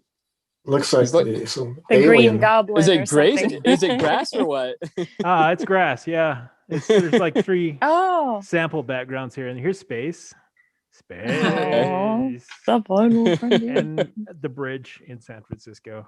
Oh wow. Nice, nice. But, there we go. There we go. That's more like it. That's pretty cool. Yeah, Hey, Zoom virtual background apparently doesn't work very well for me. Oh, it's So- confused with your setup. Gregory, since other writing implements are being shared here, this might be Yes. the only time I get to share. I am with mechanical pencils, as many of you are with fountain pens. I've got like a whole thing like full of them here. But one of them that's really cool, it's called a Kuru Toga. And it's got a little, I don't know if I can get this, but it's got an advancing mechanism that, I don't know if you can see this thing spinning around. It twists the lead every time you lift it off of the paper and press it back down so that it always stays at a very sharp, consistent point, which is kind of fascinating to me. So it's almost like the way Kuru the Toga? typewriter, Kuru, Kuru Toga. Okay. And it's Japanese. It's actually made by Uni, who I think they're more I known for have their one of pens. those. I have one of those. Okay. Yeah, and I think that spring action also helps prevent it from breaking. Like I have a very heavy hand, so that I actually haven't even opened mine yet.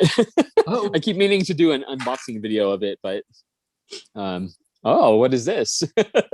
Somebody's Looks dead. like a Coliseum. Yeah. I was gonna say it looks almost like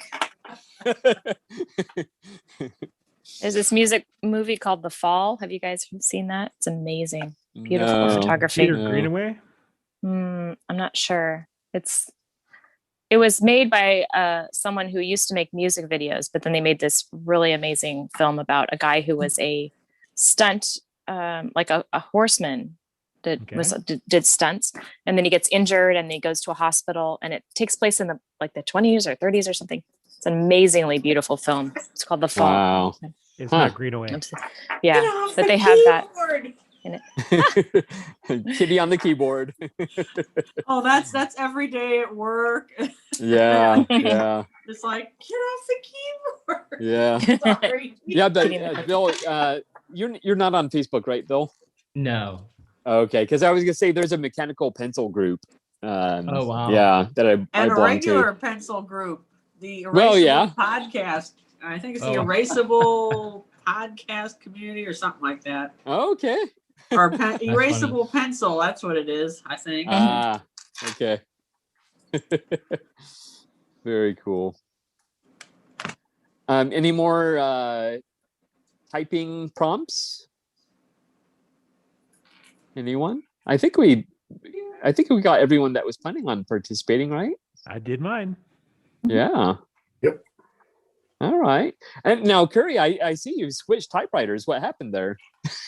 Yes, right. Because I switched from my first one that I ever collected, the Valentine, and now I've got well, Greg, you'll know what this one is. It's The Hermes Electric? 10. Yes. Oh, yeah, you were going to show that. Oh. That's one of Gregory's quested machines. Oh, yes. Yeah. So it's got it needs some attention. I haven't done anything with it yet, but we'll see. It's a bit squeaky, so maybe it's actually going to cooperate. But so the belts are in the side. Yeah. I don't know that it's engaged yet. See so now there's something in the mechanism in the side here that it spins. Does it catch or something? We know a bit more. It spins up something and then it locks in and engages. It's like a spindle. Yeah. So, but the nice part is when I got this, it's got, if you can see, it's got a No way. Wow. You are kidding. That never happens. Wow. That is so lucky. Oh my gosh. Yeah. So when they do finally die or whatever, then I can swap them out. But I guess there's two of them that operate together. So I don't know whether it needs both of them to operate. Like if one fails, then it'll keep going on one, or whether if it's like the Smith Corona, the first belt goes from the motor to this intermediate pulley, and the second one goes from the intermediate pulley to the spindle that drives the keys. And the intermediate pulley you can adjust the position of, and it basically controls the tension, how hard it types by how far it stretches the first belt back and forth. And so it's like a touch adjustment or a heaviness adjustment to the keys. Wow.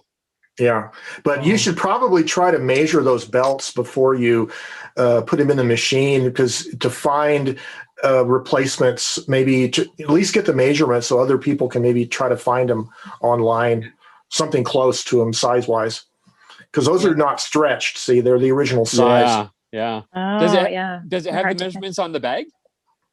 It doesn't. It's got like a stock number or something like that. Okay. 'Cause it actually does say quantity 8 and the number HPE 3833.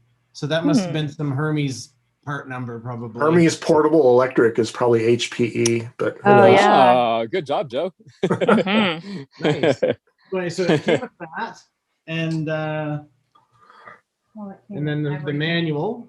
Wow. We got the manual, and there's the original guarantee certificate. Maybe from a neighbor. Oh man, that's the best. So to get one of those is pretty rare. I tried looking up that address, and it's just some house in Nevada, Ohio. I didn't try calling the number or anything, but it's best. Somebody's house. Typewriter something. There's it's got the serial number put on there, and wow. So that was kind of nice to find that with it, and then more carbon paper than I will ever know what to do with in the case as well. So my family's typewriter was a Hermes 10. That was the typewriter that my dad bought my oldest brother when he was in high school, and we still have it. It's actually a long-term loan to Keith Henley, who owns the Guild Cinema here in Albuquerque. And one of these days, I want to call Keith up and say, I'd like my typewriter back. I'll trade you out another typewriter, but I want to do a review video about the Hermes 10, because a lot of people haven't really seen them, and I typed a lot of school papers on mine. Joe, you said it was lent to who?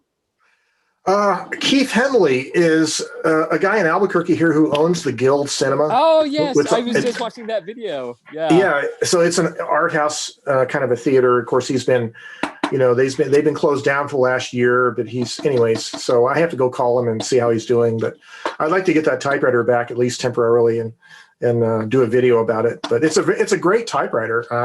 The only thing I remember about it when I was typing back in the early 70s was the shift, of course, is a powered shift, and I think it's a carriage shift, but it's powered, if I'm not mistaken. Wow. Segment shift. It's a segment, okay. But anyways, it would make a loud clanking, like a clanking noise when it shifts, right? Because it moves it up and down pretty forcefully. So I remember on a hard table, hear the clink, clank when you shift it, It is very noisy, yes. Yeah. And then some of the keys will repeat. They're kind of auto repeat if you hold them down. Yeah, the X and the period and the dash hyphen. Yeah. Yeah. Wow. That's fun. They might need a little like neutral and blow them out a little bit, clean them a bit so No, they don't catch up. Well, or those are actually designed to do that. Those three keys, and the space bar usually will do that also. Yeah. Oh, You interesting. have to push it a little harder to get it to repeat, though. So if you just lightly you hold it down. Oh, why those numbers? I mean, letters. Well, for Xing out text, lines of text for the X, and then for periods for doing, like ellipses and and then obviously the hyphen for doing a line or whatever, right? A continuous line. Yeah. Oh, okay, got it. Yeah. Cool. And this one's got some little accent keys, so it's got the aigu and grave, but you can't use the two of them to make circumflex, which is very strange. Like, why would you have just those two, but not the other one? Because you have to backspace. Try to get them together and then shifted. It actually just goes the other way, so you can't get them to actually. You have to backspace, right? Yeah, I don't know because it's a dead key, so it doesn't move. Oh, okay. Yeah, but it'll just do the little caret sign, I guess. Can you say those names again, though? Aigu, aigu, grave, and circumflex. I was Wow. French immersion from grade 1. There you go. That's fun. I want to learn French. Some point, yeah. That's impressive. I was impressed that May could speak cat earlier, but you've topped that now. Hey, cat is a common language. We can all speak cat, right?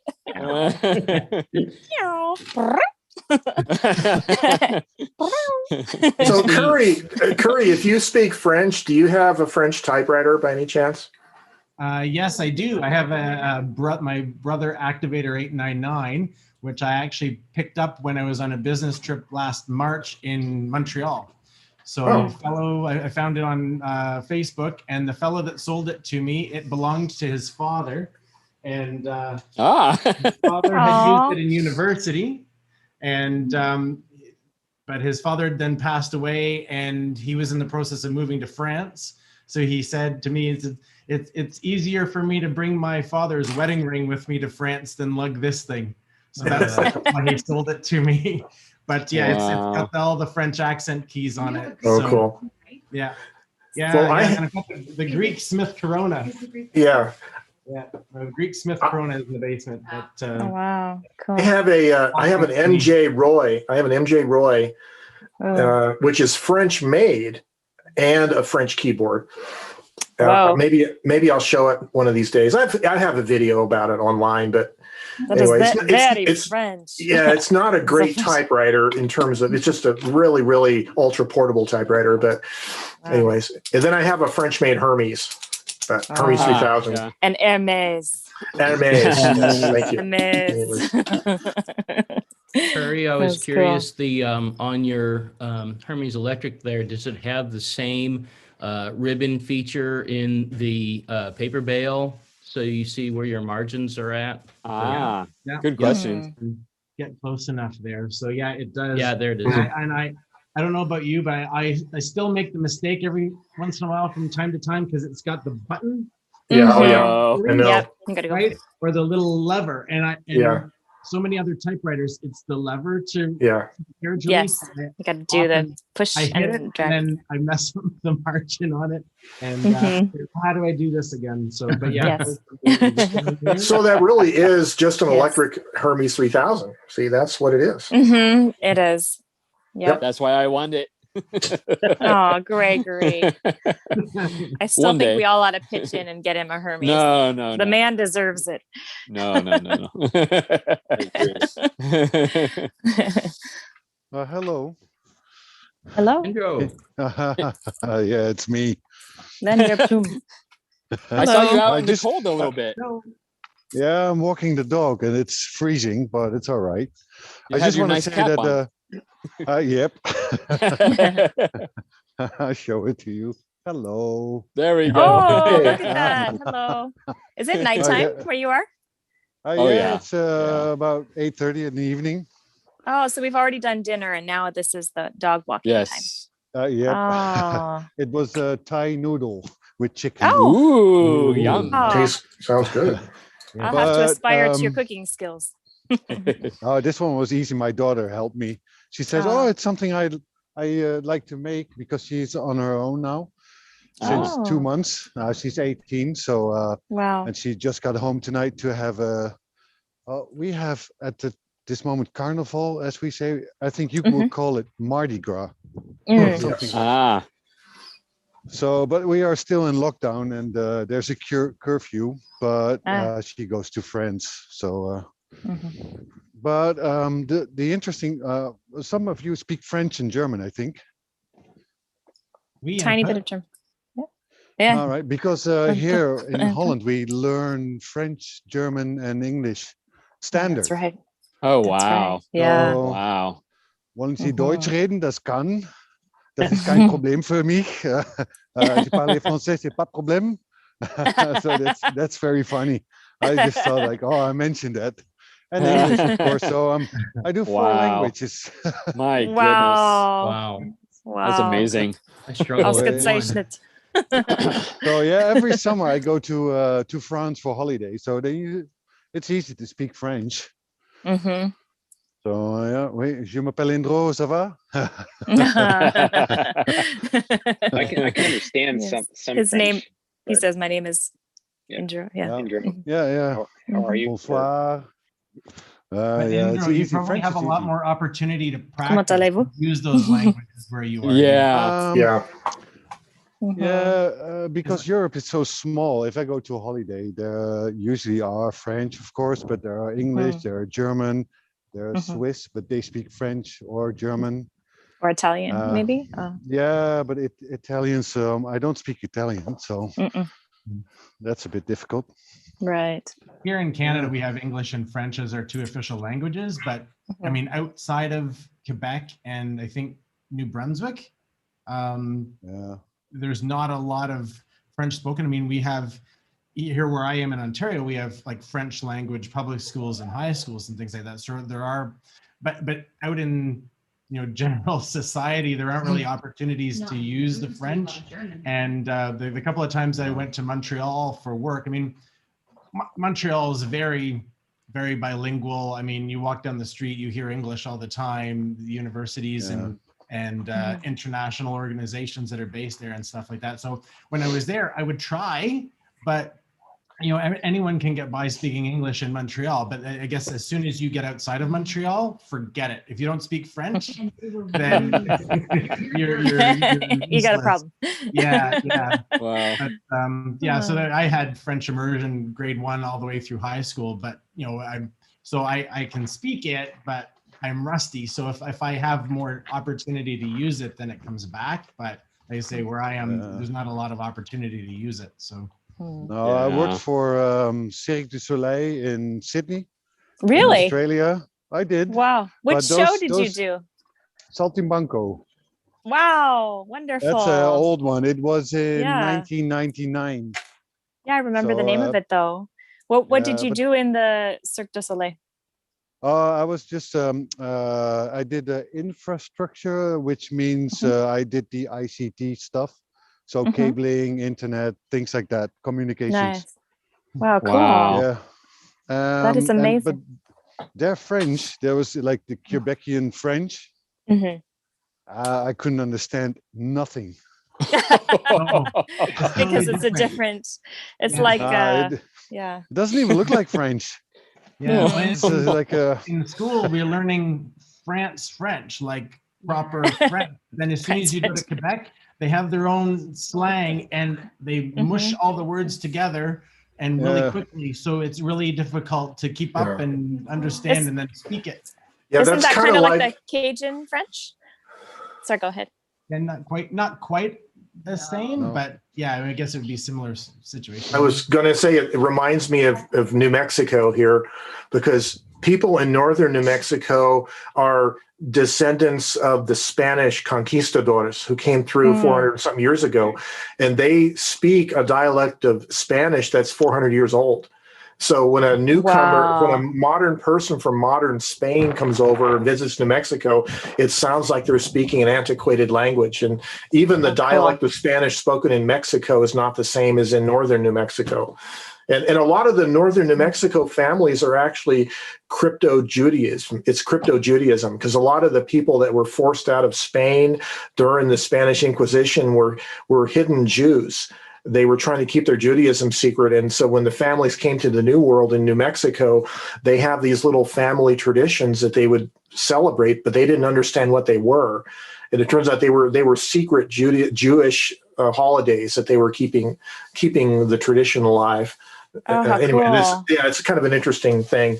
That's interesting. Wow. Well, nobody ever expects the Spanish Inquisition. No, they don't advertise it ahead of time. They don't. It just shows up and happens. But yeah, that's fascinating. It's like they're saying the these and thous, like it would be Old English or something. Yeah. Give them the French feature. Yeah. So how cold is it over there? Working on. Oh, yeah, Indro, how cold is it over there? It's -10 now, I think. Oh, well. No, thank you. Too cold as Alberta. Snow. That's in Celsius, right? Yeah. Yes. Wow. So still cold.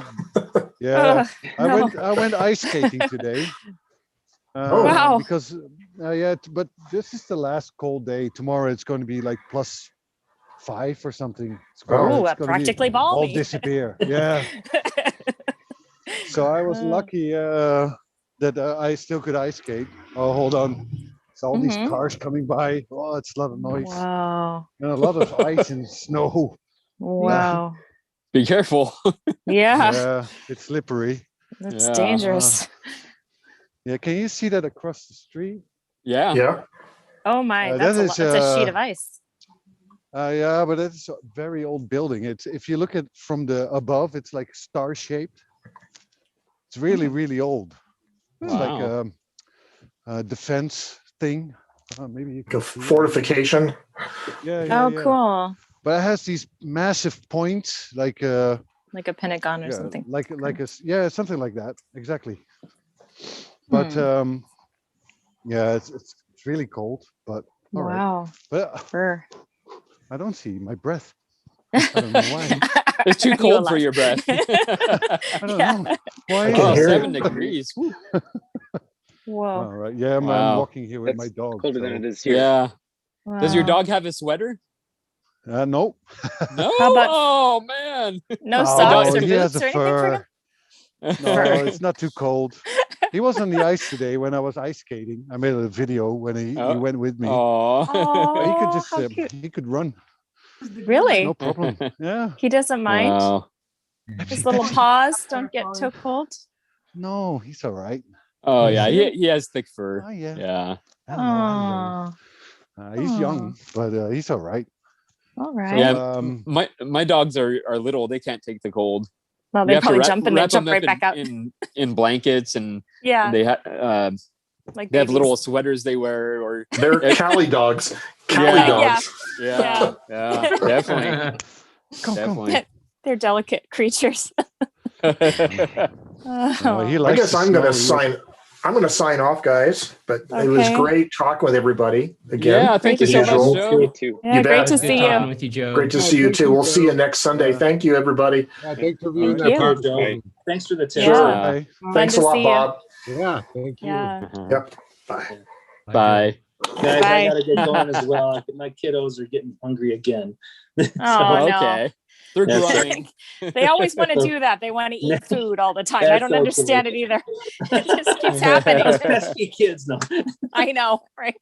Good luck getting the blog started, Dan. Yeah, thank you so much. And thanks for all the tips, guys. I appreciate it. Yeah. Of course. Very good. Yeah, All good right, luck, and, Dan. I'll try my best to get next week's assignment done. I wasn't able to do it this week, but What is It's next okay. week's assignment? I haven't announced it yet. Oh, I'll try. I'll okay. try and do that today. I just wanted to make sure I didn't miss something, which I probably did. No, but you can always check the website. That's what I've been doing. That's right. Assignment is Typepals.com. check the website. Yep. All right, Yeah, guys, have a great week, and thanks again. Thank you, Dan. All right, fun to take see you care, always. guys. See you next time. Bye. Bye. Yeah. How many hours have we gone? We're just shy of 3.5. So this is the point that I typically ask. Does anyone else have anything they'd like to share before we sign off? No, just except that the last 2 weeks I didn't type anything. Nothing. No, it was the first 2 weeks of my new job, and it took that much energy out of me. Yeah, that takes a Every lot. night especially the first week, you have conversations for.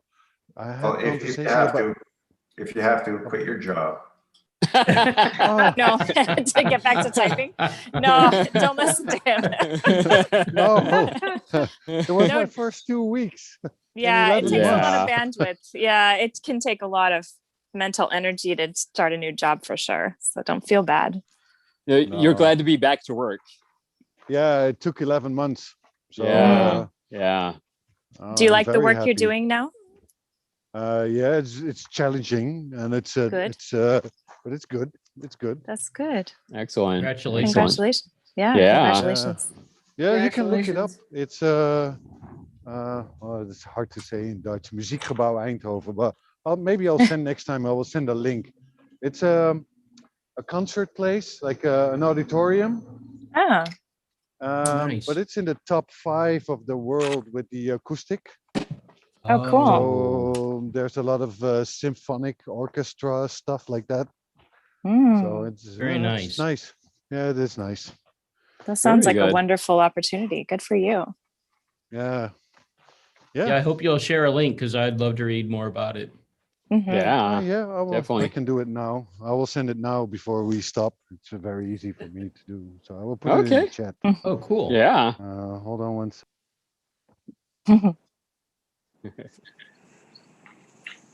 Yeah, I Very like cool. the fact, Gregory, that we can save the chat off as a file from these weekly meetings. So, like this time, everybody put their address to their blog in. So I definitely dumping this into my computer before we wrap up. Oh, cool. Okay, because I'm not I don't- able to save it on my end. So on the oh, you're not. No. I'll no, try I to don't send know it how to to you do it then. So Please if you do. pull up the chat down at the bottom, where you can type your message, whether you want it to go to everyone or to a participant, there are file options that you can, save it as, but then to the right, there's an ellipses button. And then you can just save the chat and it dumps it to your computer as a text file. Yeah, I don't have that on my iPhone though. Oh, Yeah, Neither do I. On my iPad either. Yeah, it must be on the computer. There's a little bell. I'm something. gonna tap on this bell and see what happens. Oh no, that mutes notifications. Oh. No, can't do it. I do have a little a type. I don't know if it's a hack or not, but it was something that the local shop did or told me about at the time. Using a typewriter ribbon to kind of hold my case shut. It doesn't get your fingers dirty? No, it's very old. It's old Okay. ribbon, so no, it doesn't. They had plenty of old ribbon around. Oh, wow. I see this Oh, wow. performance hall. Wow, that's beautiful. Yeah. Yeah, that's it. That's a nice Oh, goodness. workplace there. Is Yeah. do you work in the control booth there, Indro? No, I'm head of production in the technical department. Oh, Wow. So I have about 35 employees in my teams. Wow. So I do 2 teams. Wow. Yeah, That's very it's nice. impressive. Yeah. It is. Good. Nice. Good for We're, you. we're happy for you, Indro. We are. Yeah. Absolutely. Well, it was difficult. My wife, she's in the in the musical business. Uh-huh. So, well, we shut down, I think, March 16. So we didn't have any income for 11 months. Oh, that's So, difficult. Mm. Yeah, we had some government money, but that's not enough. It's the same Not enough, in the US now. Right. But we had it for 11 months, so every month something was coming in. That's But, good. Yeah. Yeah, it makes it difficult. What kind of work does your wife do? You said she does music. Is she a singer or play She's a instruments? dancer. No, she's a Wow. dancer, musicals. Oh, that is so So, neat. Wow. Wow, cool. She did Mamma Mia, Cats. I did Mamma Mia, but I'm not a good dancer. I'm terrible. But I did Mamma Mia a couple years ago. I got to play the Rosie in that show, just here in a local production. Yeah. All right. Well, she does it professionally, so she does all the big Wow. productions here for Wow. 18 years now. Oh, we'd love to see her. I wish we could all come and see these shows you guys are doing. It sounds so wonderful. Yeah, she did all the ones like Chicago, Saturday Night Fever. Wow. You name them. Evita, things like that. Really? Oh my Wow. gosh, she must be amazing. That is She cool, is. Indro. On Wow. Valentine's Day, of He course, she loves was amazing. She's an amazing lady. What are Yeah. you guys doing for Valentine's? Anything special? Well, we went ice skating. Oh, Oh. I bet she's a great skater too, huh? I'm better. No, I'm just Oh. kidding. Indro. All right. That's great. Yeah. Funny. Yeah. All right. No, Well, I've thank you been for here sharing. listening. I've been listening all evening. Mm. So no, I didn't miss not much. So it was nice. to Very listen. good. Very I good. saw all the That's cool. pictures coming by. See and things like bicycles that. up there? Yeah. Yeah. Oh, That's those are very my Dutch. mountain bikes. The Dutch love bicycles. I have some Yeah, I friends have, that are from the Netherlands too. Yeah, That's those are great. my mountain bikes. So that's my wife's. Oh, Uh-huh. you know that one. Oh, yeah, Oh, the Pink Panther. Oh. And Wile E. Coyote. Wile E. Coyote. Roadrunner. Roadrunner, That's yeah, yeah. fun. That's fun. Those are Nice. originals. Wow. I have to Like raise- I have cells? a- Yeah. Yep. That's Yeah, cool. these are two. They're two cells and Oh, on top okay. of each other. Yeah, yeah. Oh, cool. So they're hand painted. And then they layer Wow. them up. Yeah. Yeah. That's Yeah. amazing.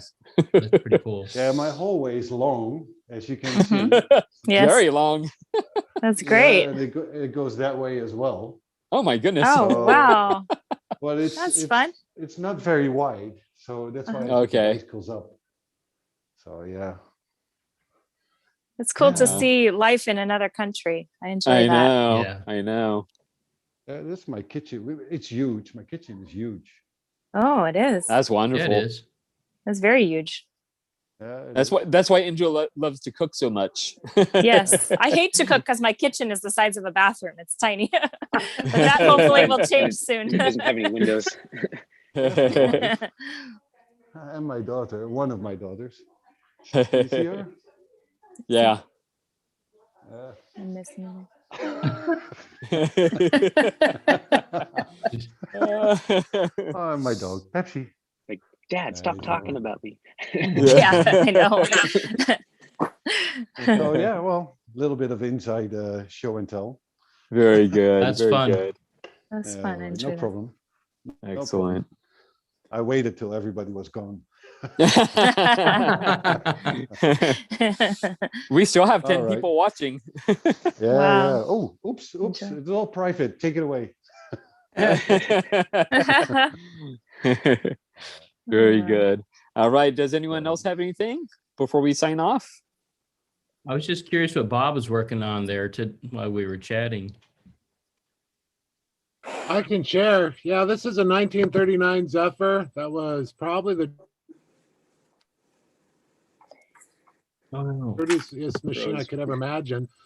But I really made the decision not to rubber ducky this one because because I thought it was small enough, it wouldn't be a big deal. For 4 hours, I got it mostly clean.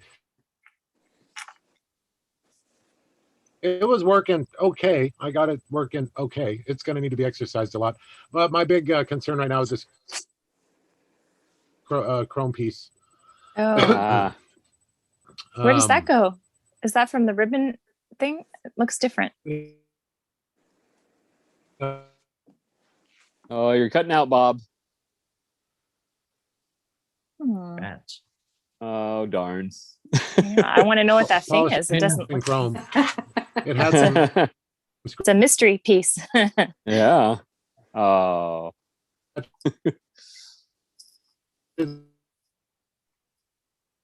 Well, technology. Hi, kitty cat. Yeah. Very good. All right. Well, I think we lost Bob. Oh, darn it. It makes me want to say, what about Bob? Yeah, what about Bob? Have you guys seen that movie? What about Bob? Yes, it's such a good movie. Baby steps to the door, baby steps to the office. Wow, I've never heard Another of great these one. things. That's Nothing great. I have to there. write that one down again. Oh, there he is again, I think. Coming back. I'm sorry about that. That's all right. So yes, 1939, Corona Zephyr. Okay. Okay. Excellent. When May gets hers from me, you guys will have to compare notes because that one's it's a very dirty machine and it needs a lot of love, but it might be kind of cool. I mean, I like that it's got this like military, whoever owned it before, their name is spray painted on the inside in that military lettering. And it just looks so cool. It's that nice light metal that feels so good in your hands. So it'll be fun to see. Yeah. All right. Well, if no one else has anything, I think we'll go ahead and sign off. All right. Thank you, Gregory. Thanks, Yes, Gregory. thank you. Thank you so much. And I hope to see you next week. Yeah, thank you all. So- All you do. Oh, Thank you're you. welcome. To be here. Yeah, You're good to welcome. see you. It's my pleasure. My pleasure. All right. Thanks We a will lot. see you next Bye-bye. time. Yeah. Bye-bye. Bye. Bye, Bye, everybody. Gregory. Bye, Diane. Bye, Indro. Bye, Bob. And everyone else, whoever else is there. Bye, Eric. Sarah. Bye. Bye. Bye, Ted. Bye, Curry. Bye, Bill.